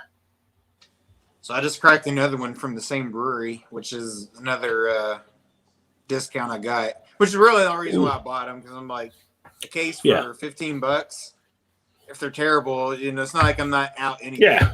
Like I wasn't trying, you know, not trying to put them on the market to resell or anything. So, like I just been trying to. I've never seen these. I've never seen this brand, and it was just a little hole in the wall liquor store. At that price, it's like, okay, Wink, let's spin the wheel. Right. So this one is also from Short Throw Brewing Company, and this one is called Little Lungs, and it's IPA 6%. So does that have a date on that one as well? Yeah, this one does as well. Let me see. I think it was spinning it around here. So this one is March 26th. What I said this one was? Yeah. This one was April 26th. So a month older, less ABV on it. So see how that one tastes. And, yeah. You know, you're right. That IPA should have been more hoppier up front, but you know, this one may not have been hoppy up front anyway. So you know, it's always just an interest. That's kind of what stemmed the conversation to begin with. I was just kind of curious to see what people thought about it. Yeah, and Paul said, yes, thanks to any veterans watching this stream. As a Canadian, I realize and appreciate you protecting the Western world. Yes. This one doesn't smell bad. I mean, on the nose, it doesn't smell old or anything. Like there's no off-putting sense to it at all. Still definitely get some tropical or citrus or you still get some of the tropical kind of juicy flavor kind of coming out of the nose on it. Like I don't know what the probably have to look it up because it doesn't say what kind of hops or the number of hops for that one on this. I'll have to look them up and see, but definitely get the kind of sweetness to it, which could be part of that it's old on the aroma. Well, you usually get sweetness off of some of the IPAs. Yeah. But it kind of maybe feels a little sweeter than it normally would. But definitely get citrusy, not a real dankness, hoppiness, feel to it on the nose, on the smell. But, I mean, you still see it's still poured. Kind of dissipated now a little bit, there. But, you know, the head it was still a good head for it. Like it's still going to lace the glass nicely. Yeah. Which lacing is one of those characteristics considered of a good beer as well, too. What you see after drinking is still sticking to the side of the glass there. I mean, it still tastes. I mean, the taste It's not is like still you're pretty hating it. You're not hating it. No, I mean, like, I'm not hating it at all. Like, I would, if you would have set this in front of me and said, okay, pick one that's from March and pick one that's from 3 weeks ago. Yeah. Now, if it was the same beer, maybe I could tell. I don't know. But I would never know that this was an 8-month-old beer or 7.5-month or whatever it is at this point. Yeah. No, I mean, for $3.99 for the 4-pack. Well, actually, it was less than that since I bought a whole case of different mix and match. But no, I mean, it's not bad. Well, now you said an interesting thing there, because I bet a good amount of people will be the same way. As much as people say about having it within a few months, I think a lot of people, if you set it down there and blind tested, they wouldn't be able to tell it was 8 months probably either. Yeah, a lot of people. Yeah. I think it becomes like a mental thing in our mind too. Yeah. You're right. You're right. That's wasn't intentional, but that was a good point. Yeah, that was actually a good point brought up. That was not meant to be, but if Shannon was sitting here, she'd be giving me that death stare like, you're stupid. You don't know what you're talking about. But I mean, you're right though. Like if it was blind, that'd be something that would be interesting to do at some point. Some people, I don't. Yeah, man. We always. Here's an 8-month-old IPA. Here's I'll say like an 8-month-old Bell's Too Hard. Yeah. To a fresh, off the candy line, within a month or whatever. But enough time goes by that you might be able to tell. I don't know. That'd be interesting. That'd be kind of an interesting little thing to just try and as a trial and error, just to see. Let's see here. There was a Weissenfahner contract. Brunswick. That's what Brunswick is. And I like some Weissenfahner as well. I feel like they get underrated sometimes, as good as their beers are. They're kind of just taken for granted out there. It always depends on the vendor how to store their stock. All that comes into play. That makes a difference. This one has a lot of kind of orange juice-esque qualities to it. Okay, definitely juicy, kind of juicy. And maybe some of the time has kind of played on it, but I don't know how much of that's in your head now, like you said. Yeah. Definitely got a little bit of a sweet characteristic to it, which might be some of the age. A little bit of hot bite on the end, but not terrible. Right, because that's the part that would fade out, and then are you getting like orange or tangerine or kind of more of the orange, kind of more orangish flavor to it. But I mean, I wouldn't turn it down. More citrusy than tropical. Yes. Yeah, for sure. But there's the only way to get Energy Cities. For being 7 months, I wouldn't, it's held up pretty good, I think. Only way to get Energy City, pick up at the brewery on Saturday's big drive-through line. Oh, they're a small operation too, so they're like a nano brewery then. Hadn't heard of Energy City yet, Mallory says. Yes. Mallory might be behind you in line, Big Daddy. Oh. Yeah, CEO, let me in, Todd. Better close the shower curtains.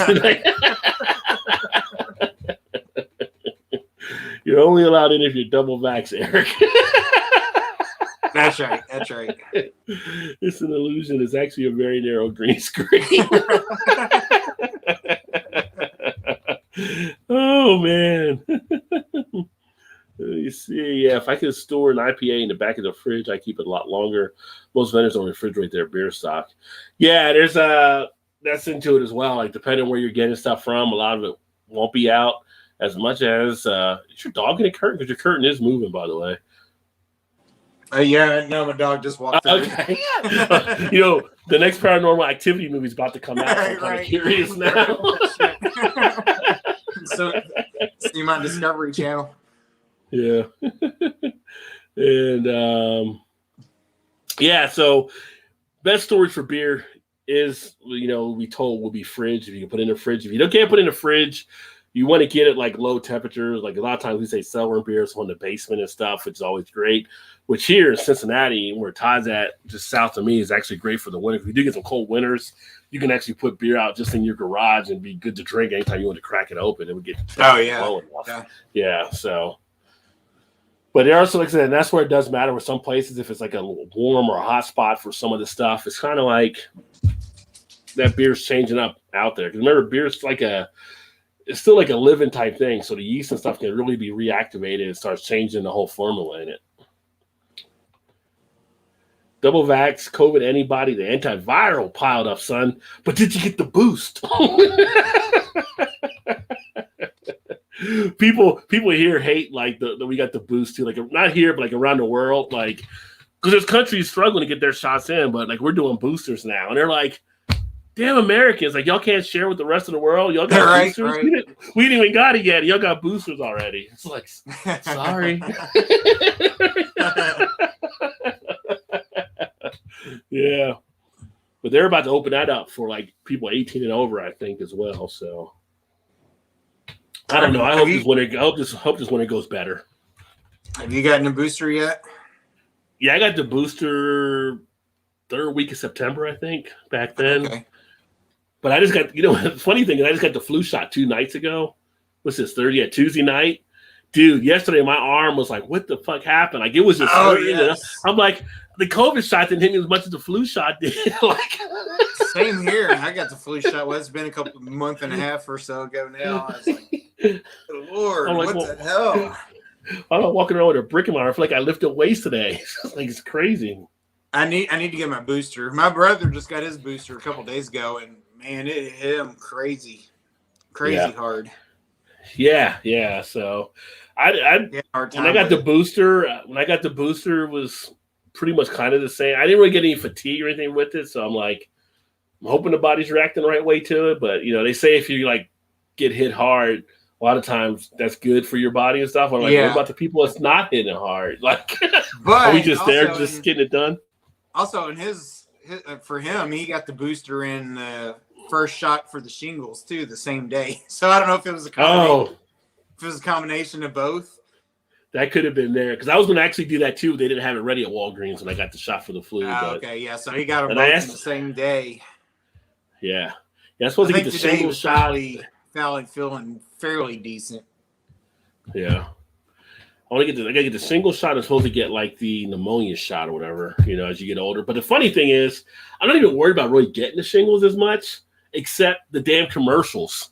The commercials that come on talking about the shingles is what kind of freaks me out more than anything. I never really thought about much about it. But these damn commercials coming on and showing how it affects your body and all that kind of stuff is kind of like, I feel like it puts the pressure on to get the shingles. To get the shot for it. You don't get my neighbor, next door neighbor, when we lived in our other house, he got shingles. He's a couple years older than me. He's less than 50, so he's probably 48, maybe, I think, or something like that. 49. Oh, so he got it early because you're supposed to get the shot at 50. Yeah. Well, yeah, but he got the shingles. He didn't get the shot. He got the actual shingles probably about 10 years ago. He had it so bad on his head he couldn't even hardly. Like he couldn't run a comb through his hair or even hardly do anything. Oh shit! God. Yeah, damn. And he said it lasted for like 6-7 months before it actually got over that. Which kind of makes the things like, why do you gotta wait till you're 50 to get it? Because people are getting it before then. You know what I mean? Like, why are you waiting? Why is it 50 before you get one? You got a rare case of it. It's like, damn, yeah. I see the pictures of people with it. I'm like, oh yeah, I definitely don't want that to happen. So, but there's a girl at work. She's only like 30 or something, and she had a mild case of it about 6 months ago. But she got enough medicine early on that kind of took care of it. Yeah. I don't think she had a bad case, but it could have maybe turned in bad. Which is like. He still got 20 years for he can get the shingle shot. Yeah. Now I'm gonna get it set up some point here to get it done, and I gotta go to do a physical in December, so I'll either get the physical or beforehand. Like the guy at Walgreens said, well, give it a couple weeks for the flu shot, then get your shingles if you can. I don't think you're supposed to get them the same day, so that's probably why he felt it. Because he was like, yeah, you want to give it like a week or two before you get the other one. But well, thanks, Big Daddy. Appreciate it. Got to laugh and enjoy life, so people say I have an infectious laugh. I never thought of infectious being a good thing, but apparently when you laugh, infectious is okay. So, D'Angelo, what's up, man? It's been a while. Cheers, homie. Hey, what's going on? I am actually drinking the Lagunitas Maximus Colossal IPA right now, 9% ABV. I'm drinking Little Lungs IPA from Shorthand Brewing Company. I feel like there's a short Connecticut somewhere because it's Little Lungs and it's Shorthand. I feel like there's a little short joke in there somewhere to be made. Triple vax, son. There you go. See, James got the boost. Oh, man. Todd, that Reese sounds good. Hint, hint. There you go, right? So, Big Daddy, I'll see you. It's funny you say that because I actually thought about that. I'll see. I will see if I can get one to you for sure. Big Daddy's a peanut butter style drinker. If I can get an extra can of it, I will send it out to you for sure. Eugene by Revolution. Their core porter. I'm trying to think if I've had the Eugene before. Let me take a look. I actually may have had that one.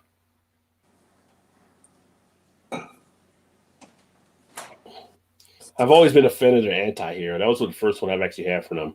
Yes, I did have the Eugene before. Had it a few times. I said nice roastiness and coffee feel. That was back in 2018. You have had it? Mm-hmm. Yeah. Thank God for Untapped because I could never keep up with the shit that I drank over years. Oh, there's no way. There's no way to keep. I mean, there's certain beers you remember. Well, yeah. Like if somebody said my favorite Imperial Porters, like to this day, is still Ballast, Victory SC. Victory SC. Like that's one of probably my favorite Imperial. Or Bourbon County is one of my favorite Imperial styles to have. But a lot of stuff you've had that kind of fall into certain areas are not your favorite. They kind of get bunched together. You forget about some of those type of things. I mean, in fact, I've actually been out. I'm sure you've done the same thing. I don't know. I've picked up beers thinking, "Oh, that looks pretty good. Like I want to try that." And I get home, pour, and I'm like, "Hey, good." And I go to check it in. I'm like, "Well, shit, I've already had this." And I didn't even remember. It's like, when did I have this? I didn't even remember. I actually do it in the store. Like if it's something I'm questioning about, I just pull up my Untapped in the store to see if I've had it before or not. The funny thing, though, I do that a lot too, though. Of all the beer stuff that I've got and all the beer reviews I've done, like going back, because it'll be 7 years, like in March, I've only duplicated one beer that I had a duplicate video put up on something I have previously not realized it, which I think is amazing because stuff that I've done only one time has happened. Is that looking to see if you've done it or not, or no? You just do a video and just go with it? I usually look on Untapped, see if I've had it, and if it's not on Untapped, then I say, well, I haven't had it, so I'll get it because I've probably done a video of it probably. Right. But there are times when I won't get it. I may not check it in, like if we're at a beer fest or something like that and everything. But I did it one time. I got a beer. It wasn't on Untapped, but I must have got it somewhere. Like I was on site or something, and I bought it, and then I went to do a video, and I went through to look for it. It came up twice. Like, wait a second, did I do this beer before? So yeah. I knew it would happen at some point. I just but I was surprised I was at one time. That's still pretty impressive, though. Yeah, it's tough to stay on top of it. She switched to Crazy Fingers Mosaic Pale Ale from Wild Onion Brewing. Nice. I've heard of Wild Onion. A good malt base helps age hop flavor. Yeah, I'm drinking peanut butter Eugene peanut butter porter right now, JT. I got the Revolution in the house. What is up, Eric from Malt Muser? Cheers, homie. Yo, cheers to you. Now, here's the thing. I don't know what's going on, but he's in Chicago, too. Apparently, we're blown up in Chicago now. And for those of you in Chicago that are looking to find out more about whiskeys, y'all need to check out Malt Muser. He has great stuff on his channel. He really does a great breakdown on the different whiskeys. He can tell you about so many different things. Always entertaining. I need to catch up on some of your live streams as well, but make sure y'all check him out as well. You will definitely learn a lot, and you'll have a great time watching them. Nice one, Big Daddy. I don't get very hard for both vaccines. Get some after. Paul. Hello, that sounds inappropriate, right? That's what happens sometimes, man. It must be the alcohol. Let me rephrase that. I don't get much effects. That's a little better. Nope, it was funnier before Mallory's. There you go. I subscribed to Malt. I thought I was already nice. To Malt, but... Yeah, he used to be out in the Philly area, and now he's up in Chicago area, which is great. Which, again, if I get up there, he's up there, Mal's up there, James, who I met before, is up there, Big Daddy's up there. I'd love to get together with these guys. Afro Beer Chick, she's up there. So I need to get a Chicago trip back in. Right. It sounds like a Chicago trip is in the near future. Let's make it a duo. I would like to do it. Let's go. I would like to do it. We should. I would like to do that. Yeah, we can get up there. Get the shingle shots on this. Oh, Gilbert, you had to go through shingles?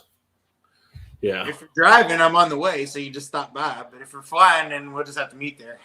No, you have to come up. You have to come up here to be on the way. Because I just go north. I go right through Ohio. Chicago. Oh yeah. Well, I'd be going backwards, sort of, to go to Chicago from here. I'll pick you up in Indianapolis. There you go. You can do that. Yes.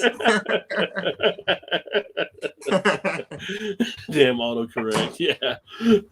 Sipping Buckle Down Hex Hazy IPA, which was a collaboration with Benny's Beverage Depot in Chicago. So good. That's a place I need to go to at some point. Oh, Benny's. Because I never stopped into it. I knew it was there, but didn't have time. I need to check out Benny's when I'm up there. I wonder, for all the Chicagoanians that are on here, is Benny's, like, it seemed really good to me. Did you say Chicago-linians? No, Chicagoanians. Yeah. Shut up. Good night. Love you too. Yeah. Hello, Shannon. Hello, Shannon. Anyway, so from an outsider, I thought Benny's was great, but yeah, do people in Chicago think Benny's is good? Like, is it a good place, or is it kind of like the Total Wine of Chicago? If that makes sense. Yeah. Well, I feel like when I saw the thing about them, it would be kind of like a Total Wine type feel, so I can see that. I mean, it's big, kind of like Total Wine, but as like I said, being from here in Chicago, getting a lot of shit that you can't get, it seemed like a really good liquor store. Should we do a spin-off, D'Angelo, the Rod and Todd show?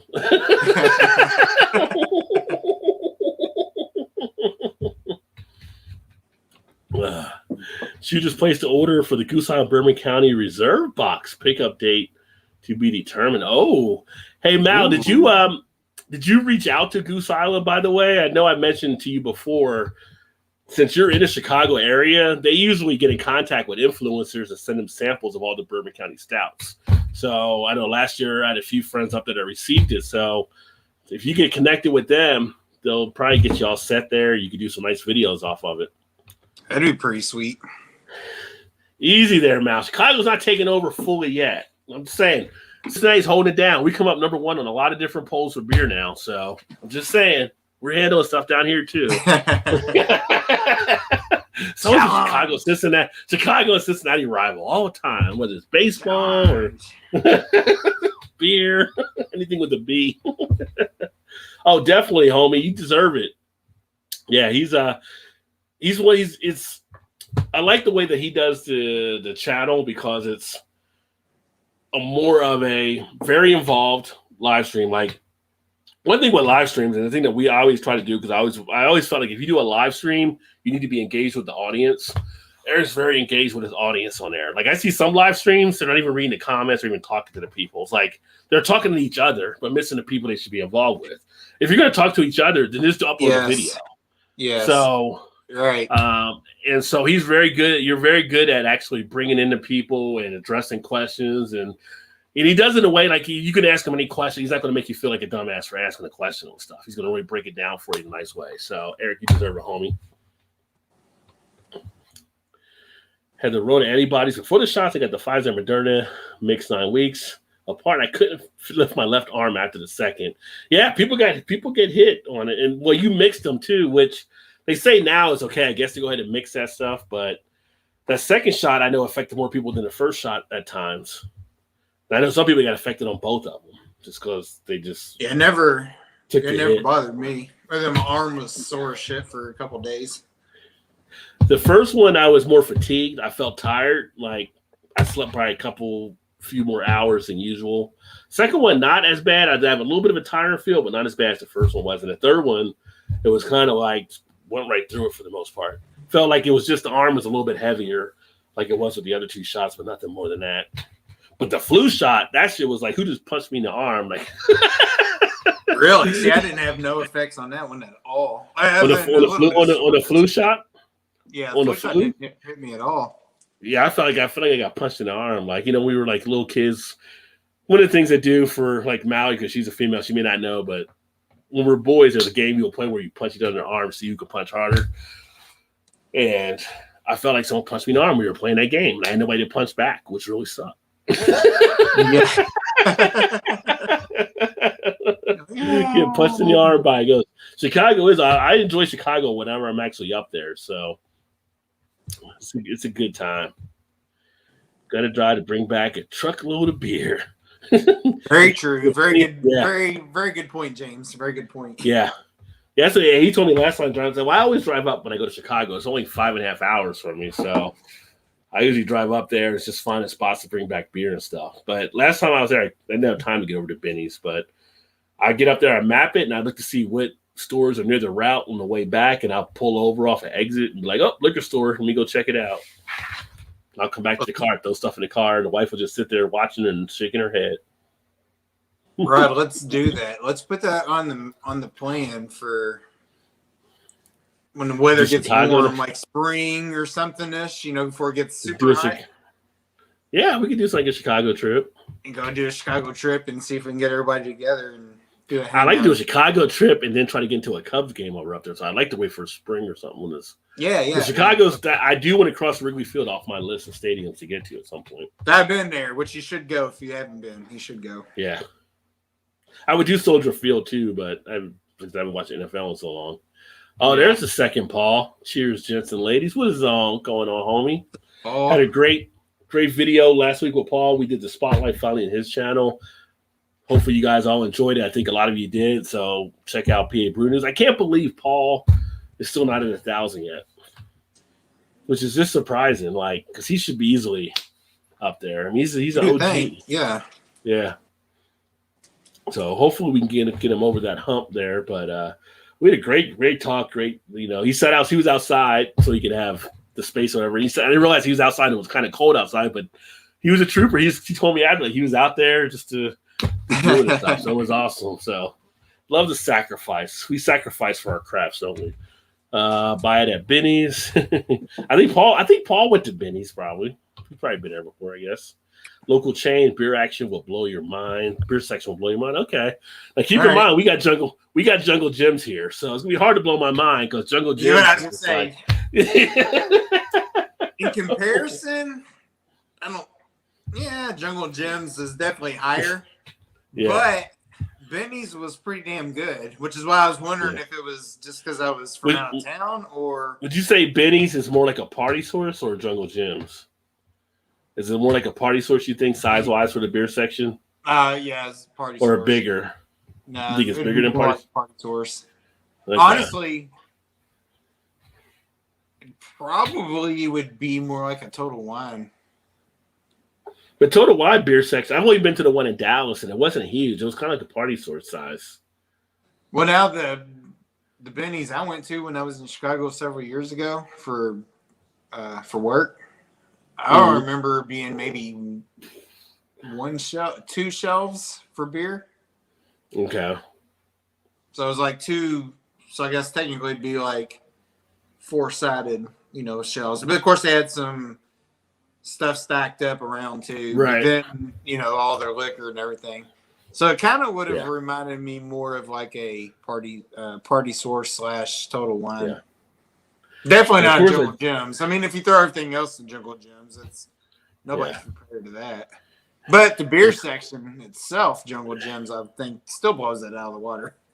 Yeah, and of course we can drink while we shop at Jungle Gyms too, so which is nice. I think every town, city in the U.S. should have a Jungle Gyms. Yeah. When they put a cup holder in your cart for you that can hold your beer so nicely, it just makes it a lot easier. Yeah. That's definitely like a destination if you're out of town and you go to the Cincinnati area. That's got to be like your number one destination. You have to stop at Jungle Gyms. I mean, even if you're not there just for the beer, because you got the beer, the cigars, the wine. Oh, yeah. They have the liquor store. Just the food is like people just have to take a break because there's just so much stuff there, and just like stuff that's all over. Honestly, I don't know how you could shop there as a regular destination, like a grocery store, like a Kroger or something. There's no way you could just go to Jungle Gyms to do your normal grocery shopping. There's no way. That's like a once a quarter trip, maybe once every couple of months type thing. Yeah, it'd be crazy to go there every time. I mean, I guess if you live next to it, it'd be a little easier, but there'd be just always so much stuff in there. Oh yeah, I mean, when you literally have like a bedroom-sized section for hot sauces alone, that in itself ought to tell you something right there. Very true. Very true. Definitely check out Benny's LOL Chicagoans. Mallory said. I was gonna let them correct you on it. No, I knew I knew that wasn't a word. I was just making shit up. Oh man. Oh, let's see here. Benny's okay, better for wine and liquor, not good for beer. Yeah. Well, James said it's not as good for beer, but good for wine and liquor for sure. I can see that. Yeah, PA's in the house. We're to number 2, Paul. There's about 3 or 4 down the east side of Chicago, if my memory is correct. And beer section is huge, and the people who work, or at least the Vernon Hills and like Zurich stores, are super knowledgeable. Well, that's always good to have knowledgeable people there too. Yeah, that's a big plus. Yeah. And actually, I'll tell you also for you guys, James and Mallory and Big Daddy, all you guys in Chicago, Eric, one of my other friends up there, Dave Z, he does the Beer in Front podcast. He's on YouTube, but he does the podcast. Y'all should check him out because he's out of Chicago. He has a lot of the beer stuff there and a lot of the interviews, a lot of the beer people around Chicago. So Beer in Front is the name of the podcast. It's on all the different podcast type things. I actually had him on the show here before, so I think if you search on my thing, Beer in Front, you'll actually come across the video we did. But he's right there in your area as well. Just sort of different last Christmas when I bought some spoiled beer from them. Something they say is not supposed to happen. Yeah, that's what I'm saying. You gotta know how they stock the stuff there, right? Yeah. And sometimes, sometimes with superstores, it's tough because they have so much in there. Like when I went to Dallas Total Wine, I noticed like older beer on the shelves, like as I went through stuff. So I've noticed it here too. Yeah. Cheers, middle fruit. Yeah, the good thing about party stores, that's like employee owned. So I almost feel like all the employees take more pride in it because they all like have a partnership in that company, which is nice. So they stay on top of their stuff a little bit more. Jungle Gym's independently owned, so his staff is always on top of things there. They got great knowledge there too. Cheers, AT. No singles yet, but no people 4 weeks bedridden or 4 weeks with no sleep is worth getting. I would definitely agree there for sure. Yeah. Whew. Yeah. Yeah, I'm definitely going to get it here. I just got to wait to get it set up now. Benny's is pretty much the place, Big Daddy said. So you guys have a lot of like little independent type shops there as well. Like I like going to the independent ones when they get individual bottles, individual cans, rather than having to buy the 4-packs and 6-packs and stuff. So, which I think at Benny's, I believe you can get individual stuff. I like the little independent ones that kind of do that a little bit more. Yeah. Well, yeah, especially being out of town, you're not kind of pot committed on buying. You spread your money out more. You get more variety of things, for the same amount. Yeah, it's like I got a spot. I go to Dayton, Ohio. When I go up there, it's a little spot, and they always have like that little individual type bottle shop where you can buy. I guess it's kind of like knowing from Craig and Harry and all them from overseas how they buy in Europe. They can buy a lot of individual stuff, and it's like I would like to have more places like this, which we can do at Jungle Gyms or we can do at party stores, a few other places here and there. But I think it's nice. I'd rather pay the upcharge maybe for one than rather getting a 4-pack or a 6-pack or something. Yeah, totally agree. Yeah. Going to get the Maker's Mark shot, then a Knob Creek shot with the Jim Beam booster. Usually get a 24-hour flu after the flu shot. My body doesn't like that shit. Yeah, I don't usually pick that. I don't pick anything up there, so I'm good to go in that regard usually. I can't even tell you the last time I did have the flu, even when I wasn't taking the shot.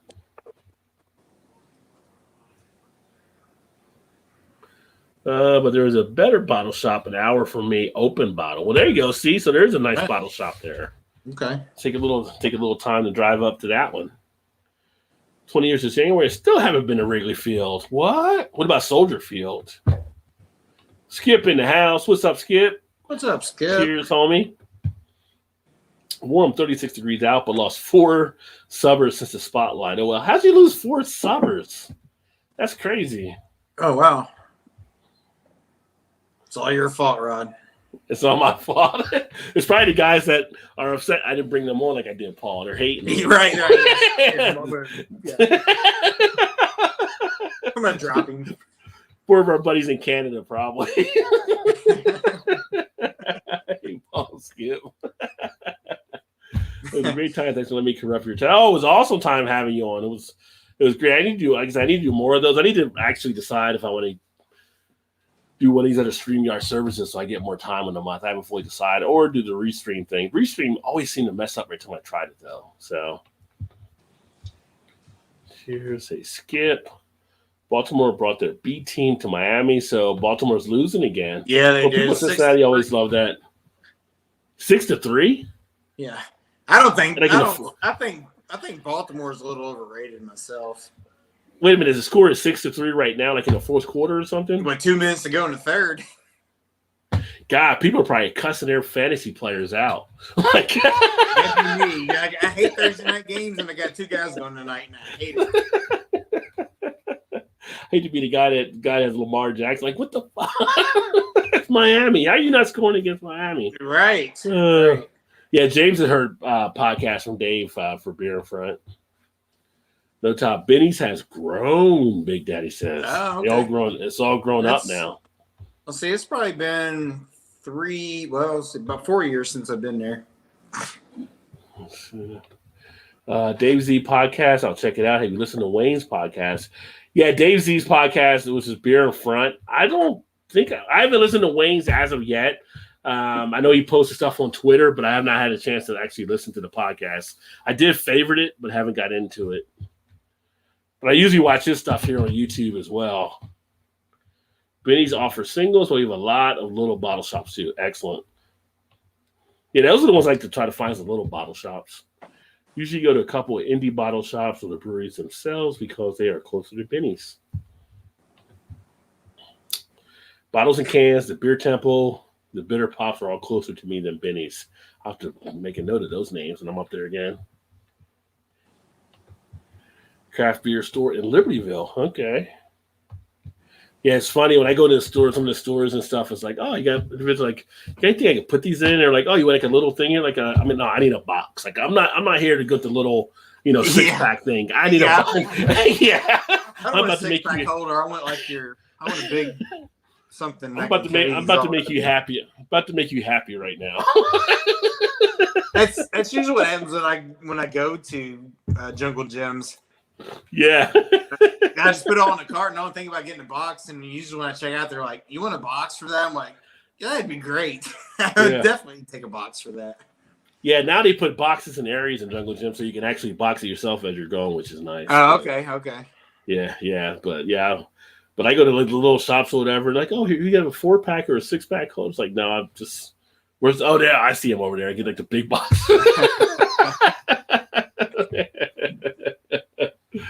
Oh, I had a guy with a kid. He was like I think he's had to be 21, I guess, to check you out for beer in Ohio at Jungle Gyms one time. And he's like, man, that's a lot of beer you got there. Like, yeah, I review stuff on YouTube. So, that's what I'm picking up. He's like, wow, really? Like, you did get to do that and everything? Yeah. So if I put my cards on, it'll be a tax write-off. So it won't bother me at all. So, yeah. And he's like, you can write off beer? Like, if you do it right. I'm all about educating the youth. There you go. Don't let the government take that money. This is the best lesson you're going to get for the rest of your life. Get that money back. I drink an earthquake high gravity and hits you like a few shots of vodka. It hits you with more than like a few shots of vodka if you're doing an earthquake. I don't know why you did the earthquake, D'Angelo, but I should do an earthquake versus hurricane episode. Oh, I wouldn't finish both of them, but I should do it just for the initial taste. You should for shits and giggles now, just because. Let's get Shannon to do that, maybe. That'd be great. She likes hurricane. So it's right. Was it hurricane she liked or earthquake? She did the one time. She didn't think it was that bad. It was a hurricane. So yeah. I could talk her into it. So you like hurricane, so just try earthquake. It's kind of like it. Oh, but you would have the after effects of the tremors afterwards. So. Oh yeah. Yes. Yeah, I don't know if we should do that or not. Yeah. I don't know. I don't care. You'd be sitting there laughing. Yeah, I would. I'd take the repercussions of it just because it'd be so damn funny. Yeah, you were no help when she did the Mad Talk 2020. No, I'm usually not. That was freaking hilarious though. Oh my god, this is the rest of it went down the drain. Yeah, that was a classic episode there for sure. Yeah, I heard where Boston Beer had to dump all their Truly seltzer, a bunch of it, because they couldn't get it sold. And rather than discount and release it or anything like that, they decided to dump it because they wanted people to get the freshest quality, they said. So that's kind of interesting. I mean, I don't know if it's a sign that people are maybe turning off from seltzer or not, or if it's just something that happens at Boston Beer, because I see more craft breweries having seltzers. But maybe it's a Truly. I don't know. I don't know if it was just that seltzer doesn't compare as well as some of the other ones now. Because that was one of the first ones out. You know, things evolve. Some of these other craft breweries come up with different flavors. Like when we did the Braxton stuff, it tasted a lot better than we thought it was going to be. So it definitely doesn't seem like a brand that's slowing down by any means. Like I feel like seltzers picked up steam as it's gone along. Yeah, it definitely happened. I mean, they had a seltzer festival for the first time this year here. So, which I would have thought it would have been the complete opposite on that. Yeah, but they get people that go to them. So, again, if that's your thing, that's your thing. Nothing wrong with that. But yeah, it's lasted longer than I thought it was going to last. Yeah. Everybody's been talking about. Go ahead. People do dig them and enjoy them. So, well, people have been talking about the beer. I mean, the gas increases lately, but keep in mind they're saying beer may have a price increase coming up too. So, with some of the grain shortages and inflation and stuff, so we'll see what happens. I think I got a beer cellar that's big enough I can wait that out, though. Right. Yeah. Why don't a beer cellar? Now you know why I have a beer. Now you know why I have a beer cellar. So see what happens. Nope, don't need to buy any to 2023. That'd be Joe. Joe's got more than me. We could just reach out to Vanessa and be like, "Hey, got some of these good dragon milks. Can we trade some meat for some dragon milk?" Go back to the old bartering system and see what happens. Just like I hijacked the recipe from New Holland for their dragon's milk. What will you give me for it? Will you give me a couple deer meats there? Some moose. Give me some moose burger. What do you got there? What do you got? Yeah. So Sagatuck Brewing, they're moving to a new Kalamazoo location. I do like Sagatuck beers. Haven't had anything from it in a while, but that Neapolitan is still one of my favorites. Which that vanilla, strawberry, and chocolate is a pretty solid one. We just had, I think it was Sonder Brewing here just came up with one, but I haven't tried their version yet. I can't imagine it being better than that one, though. Yeah. And then Jungle Gyms did get the Utopias in. They're going to do a raffle, $225 a bottle. $225 if you win, you can buy it from them for. I just feel like I can't. Mentally to pull that trigger. I would not. Yeah. I'm just like, what else can I get for that amount? Right. Yeah. No, I wouldn't. I mean, it's good, but it's not that much money good. Yeah. Especially not when you kill it in the same night. Well, not everybody drinks it all one night, Todd. Like, I don't see what the big deal is here. I'm pour another one. Right, yeah. $200 a night. What's the difference? Who cares? Are you sure this is 28%? I don't think it is. I still haven't seen the Utopia's Dogfish Head beer yet.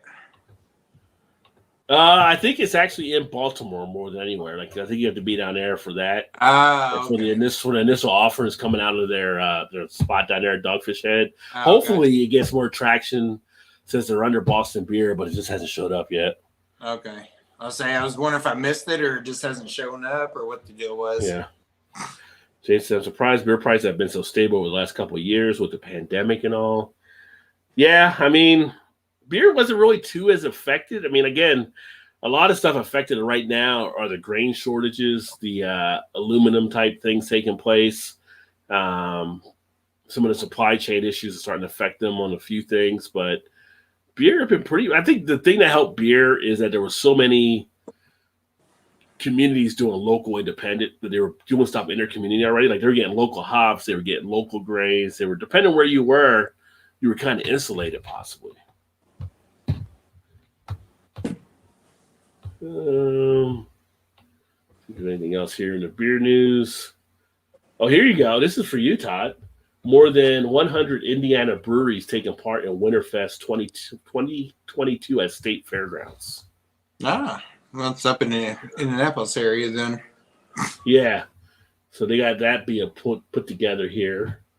Scheduled for Saturday, February 12th, 2022. Oh, okay. Yeah. So time to get that on the calendar. This is Indianapolis. We could actually look to go up there. It's only 2 hours from us. Well, when's your alls? That's in February too, isn't it? That's usually the last week of February or first week of March. Yeah, at Duke Energy Center. That's when we get like 500 plus beers on here. It gets a little crazy. Which are the beer fest that we just went to is typically in February, but due to COVID and stuff, they had it, just this past month. But starting again in February next year, so here in just a few more months, they're going to have it again. Yeah, that's nice. Short calendar it's going to be in February, so I have to see what the how the calendar plays out on that one. Mardi Gras, March 1st. I would always say I like to go to Mardi Gras. I've been in New Orleans numerous times, but Mardi Gras would be kind of a fun experience. I've not been to either. Although being in New Orleans, but it's not. When New Orleans isn't Mardi Gras, it's still a pretty good experience. I was going to say, I've never been to New Orleans, period. I'd like to go, though. And I see how you guys act when you two are live streaming while driving Four Loko and vodka. Yeah, doing Four Loko and vodka. That would be kind of crazy. Todd tried the Four Loko though. Would you actually make it to the destination? Yeah, if you drank the whole thing. I mean, that's the thing. Is like, can you drink the whole thing? I couldn't even finish that Four Loko. It was like. Good. I think it depends on the flavor. Like what you had, it was too sugary sweet or something. But yeah, that one I had that night, that was terrible. I was like, I'm not drinking the rest of this. Like no way, no, sir, don't like that one. It was bad. It might have been not quite as bad as the Mad Dog 2020 for Shannon, but it was bad enough. High ABV nights on the belt. Well, we can do high ABV without doing Four Loko. We have enough of those beers too. Right? We got some big beers around. Yeah. You could dig in the Avery stash and get some of those. Yeah. But for those of you looking to do non-alcoholic beer, Brooklyn Brewery is about to release a non-alcoholic beer variety pack, which actually would be a bad thing to try. I'm kind of interested in somehow the taste now. What styles does it say? Like the style of it? IPAs or lagers or special effects non-alcoholic variety pack. Hoppy Amber and IPA alongside newcomers and pack exclusive special effects pills and special effects hazy IPA. So you get a hazy IPA, a regular IPA, an amber, and a pilsner. All non-alcoholic. All non-alcoholic. Oh, that'd be interesting. I'd like this. That'd be interesting to taste. Says it'll be available in select markets throughout the autumn before rolling out more widely across the U.S. in January. And will be available directly through Brooklyn Brewery as well as the Brewers Distribution Partnership of Whole Foods. So if you have a Whole Foods, they'll actually be seeing it there too. So I would definitely give that a go. I need to do some non-alcoholic beers. I just haven't picked up any. The only thing I keep seeing is a Heineken, and I think there was one for Budweiser I just saw recently. And it's like not really the ones I'm looking for.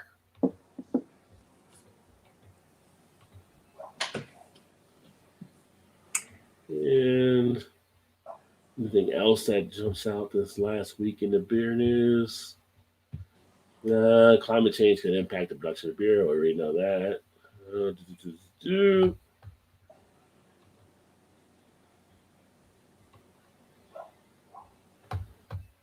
Now, a lot of them are about Bell's Brewery, I think, that was kind of a thing that caught a lot of people this week.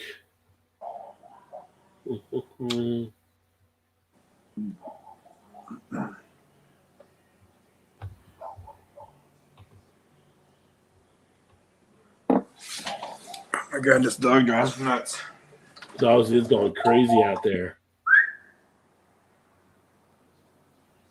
Boy, come on. Stands on her back porch and barks and barks and barks at nothing. He's just like, look at me.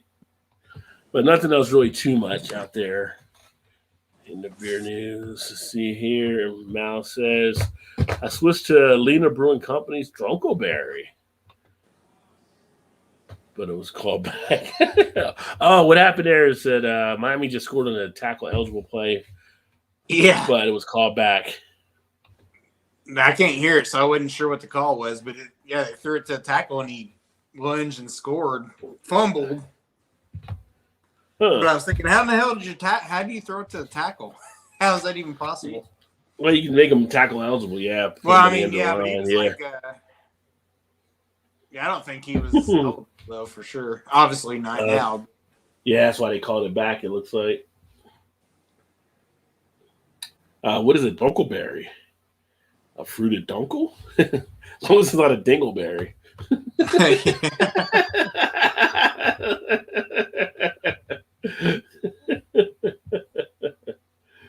Oh, yeah. That's a whole nother can right there. It's funny how people are just everybody's tying together. Oh, now you got New Belgium and Bell's under the same company. Yeah, oldest brewery in America sent a 106-year-old woman a truckload of beer. So Margaret Diullo, 106 years old, she said like the thing that gets her through is these days she cracks open a beer. So Yingling sent her a truckload of beer. Like she's 106. She can't get through. That's not going to last, but I'm sure her grandkids stuff and great grandkids will come over and help her out.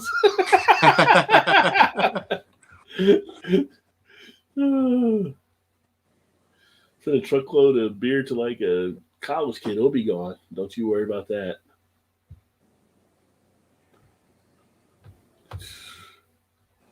Yeah, Little Lion that bought Bell's is actually owned by Kirin as well, which is a Japanese company. So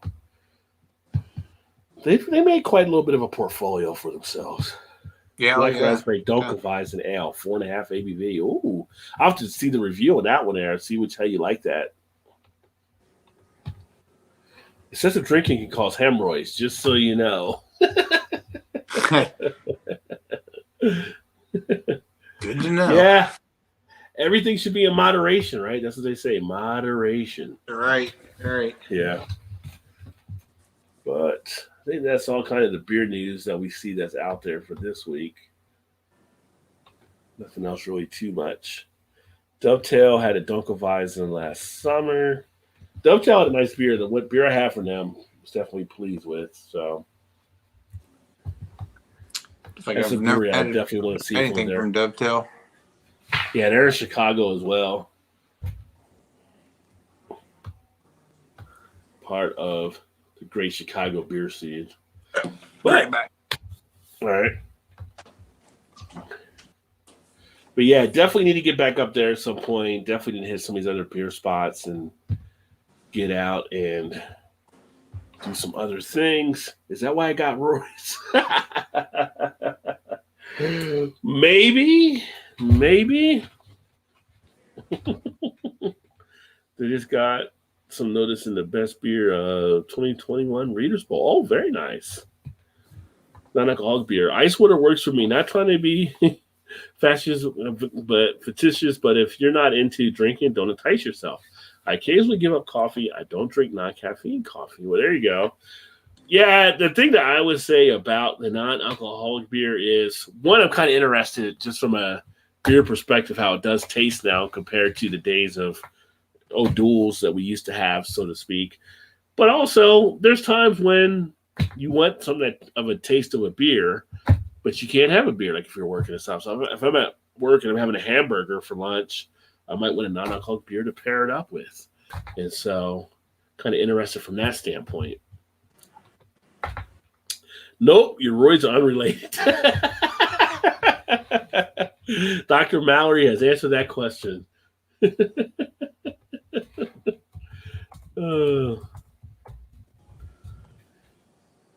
are a lot of good things with drinking beer, though, too, as long as you're moderate and stuff. Good for calcium for the bones, and there's other medical stuff they say how beer can be healthy. And at one point, they used to feed prisoners beer instead of feeding them food because it was easy to do, plus it gave them the nutrients they needed.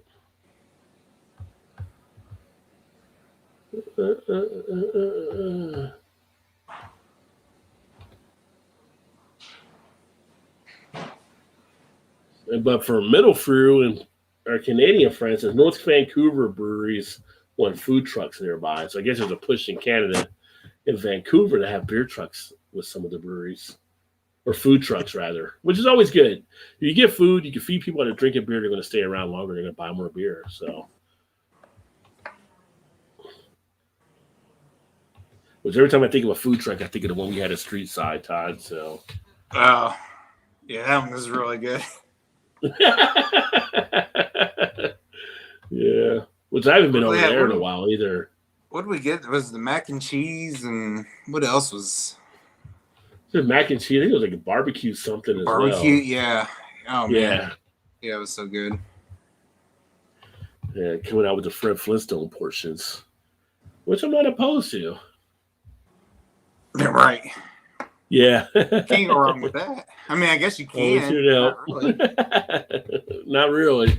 Some people like to taste the beer. Some people are designated drivers. Sometimes you want to just pace yourself like a Mardi Gras, but I never drink a non-alcoholic beer. There's some good ones out there that people are saying now. People have started to warm up to that. Yeah, if you're a designated driver, you might want one as well, right? So, hey, Sweetwater went to Michigan. I didn't realize that. Sweetwater is now available up there. Oh, wow. Okay. So, well, they're owned by a Canadian company now, too. So I'm kind of interested to see what they do on the Canada side of things, because the Canadian company that owns them is a weed company. So they're into cannabis. So in Canada, they can do cannabis-type beer. Well, it won't be really beer, but cannabis-type beer, kind of how it's termed, but it's really the drink using cannabis, like the THC-type stuff. THC beer. Right. At lunch and when I work, I avoid the 10-plus beers. Take the 9 and under ones. There you go. Know your limits. Know your limits. That reminds me, I haven't seen Eclipse Brewing in a while. He actually made a THC beer one time that was really good. Yeah, I don't know. He's out in Washington. For sure, yeah. I ain't seen any of that. Yeah. So I'm trying to look up. Yeah, this street side, we are getting some now. You are getting street side? Nice. Yeah. Did you get the Sup Bruh? Did you get This that was as their flagship New England beer? Well, here's a, let's see, 1, 2, 3, 4, 5, 6, 7, 8 different beers that From we got really street side within the last week or so. Here, let me see here. At one of our local brewery, at our local bottle shop. That Return of the Mac is pretty tasty. I'll tell you that right offhand. I did like that one. So, yeah. But apparently they sell it fast because when they post it, they're like, "Get here because it'll go quick." So, yeah, no doubt. With the beer I they have do, not you take there to get any of it. So, yeah. Let's see. That one was last week. Yeah, it was November 2nd. So, I think that's the last big batch. No, actually, here's another. Is it the same one? Oh, yeah, that's the same one. Never mind. This one's from yesterday, but I don't think there's any street side in that one. I'll get the 10 plus if the boss is fine. But you can get some 10 plus ones at pretty decent prices on stuff. That Evil Twin Molotov cocktail. So it's 15-3. Miami scored on a fumble return. Well, the defense, here we got some defense from Miami. They're probably happy in their fantasy team. Sweetwater owned by Ontario-based pot company, and Sweetwater's up here. Nice beers for $1. Yeah, Sweetwater does a nice little job, and I would expect at some point you guys to see like a THC type thing with them, since they're owned by the marijuana company now. But one of the more interesting things I'm waiting to see what happens is that Boston Beer teamed up with Pepsi to make a hard Mountain Dew. I'm kind of interested to see when that gets released, what people think of that. Yeah, that'd be interesting for sure. An alcoholic Mountain Dew. You already got all the caffeine there. I mean, would that be like some type of Red Bull and vodka type thing? You know what I mean? It's like I would, yeah. I mean, it'll be 5% ABV. Is it going to be kind of the sugary flavor of the Mountain Dew? You know how sweet? Yeah. Those things. Is it going to be in the beer too? New flavor malt beverage will be marketed as an adults of legal age and merchandise consistently with other alcoholic beverages. I think it's got to have the Mountain Dew type feel to it, probably. Exciting, flavorful beverage. That to me screams like a Four Loko for sure. I feel like that's the market they're going to try to go after, although it's less than a Four Loko in ABV. But college kids might be something they would target there, or young adults. Yeah, it'd be interesting. But why not just get a Mountain Dew and put actually liquor in it, you know? Right. Yeah. They're going to go that route. I mean, drink it with bourbon or something anyway, so what difference does it make?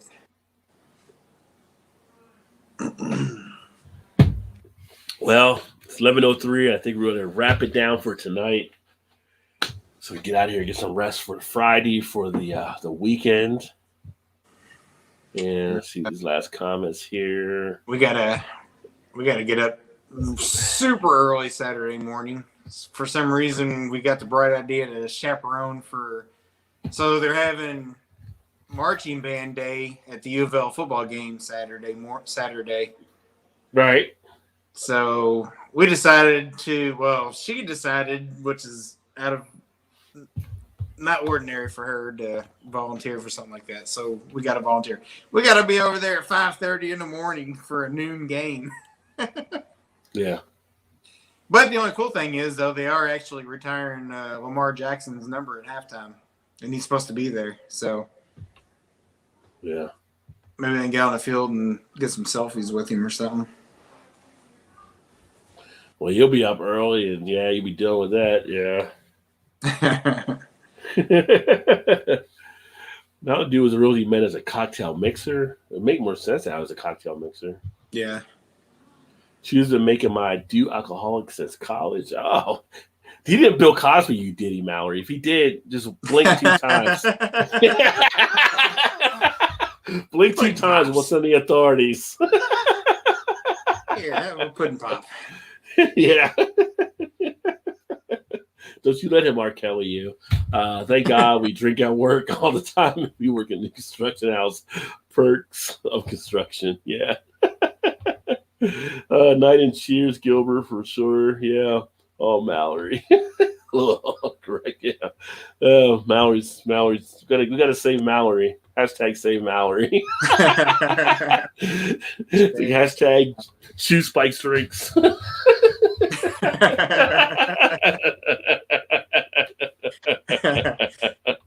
Oh man, awesome, Chew, awesome. But no, I think we're going to wrap it up here. It's fun, always fun to hang out with you guys on Thursday. If y'all haven't checked out Mallory, make sure you check her out too. Perfectly Craft. She's coming along greatly with her channel and some great stuff there. She just did a bottle cap thing. I haven't got a chance to watch the full video, but she's doing some crafts on there with that. And of course, the 60-second sip she's doing now too, with Chew doing the directing and the producing and stuff like that. So they're having a good time, making it fun. Nice little fun they get to have together working on their YouTube channel. So yeah, no, that's cool. Yeah, that's cool. Yeah. Check her out and check out everybody else that was here. Appreciate all you guys. And then we're going to get signed off. Anything you want to add, Todd, before we click it down? Nothing worthwhile. Nothing worthwhile. Yeah. Got the European guys liking IPAs. And there you go. Get them trained up, Big Daddy. Keep them trained. They always try to say, "Oh, our beer compared to American beer." Like, oh, just try it. Just try it. Let me know what you think. Just try it, right? You get them into Are you it. sure? But great to have a fun time with you guys tonight. Hopefully tomorrow you have a great Friday as well. And hopefully we made you laugh and have some fun here. And hopefully you're in store for a good weekend. That being said, we're going to go ahead and get out of here and catch up with you guys later. Y'all make it a good one.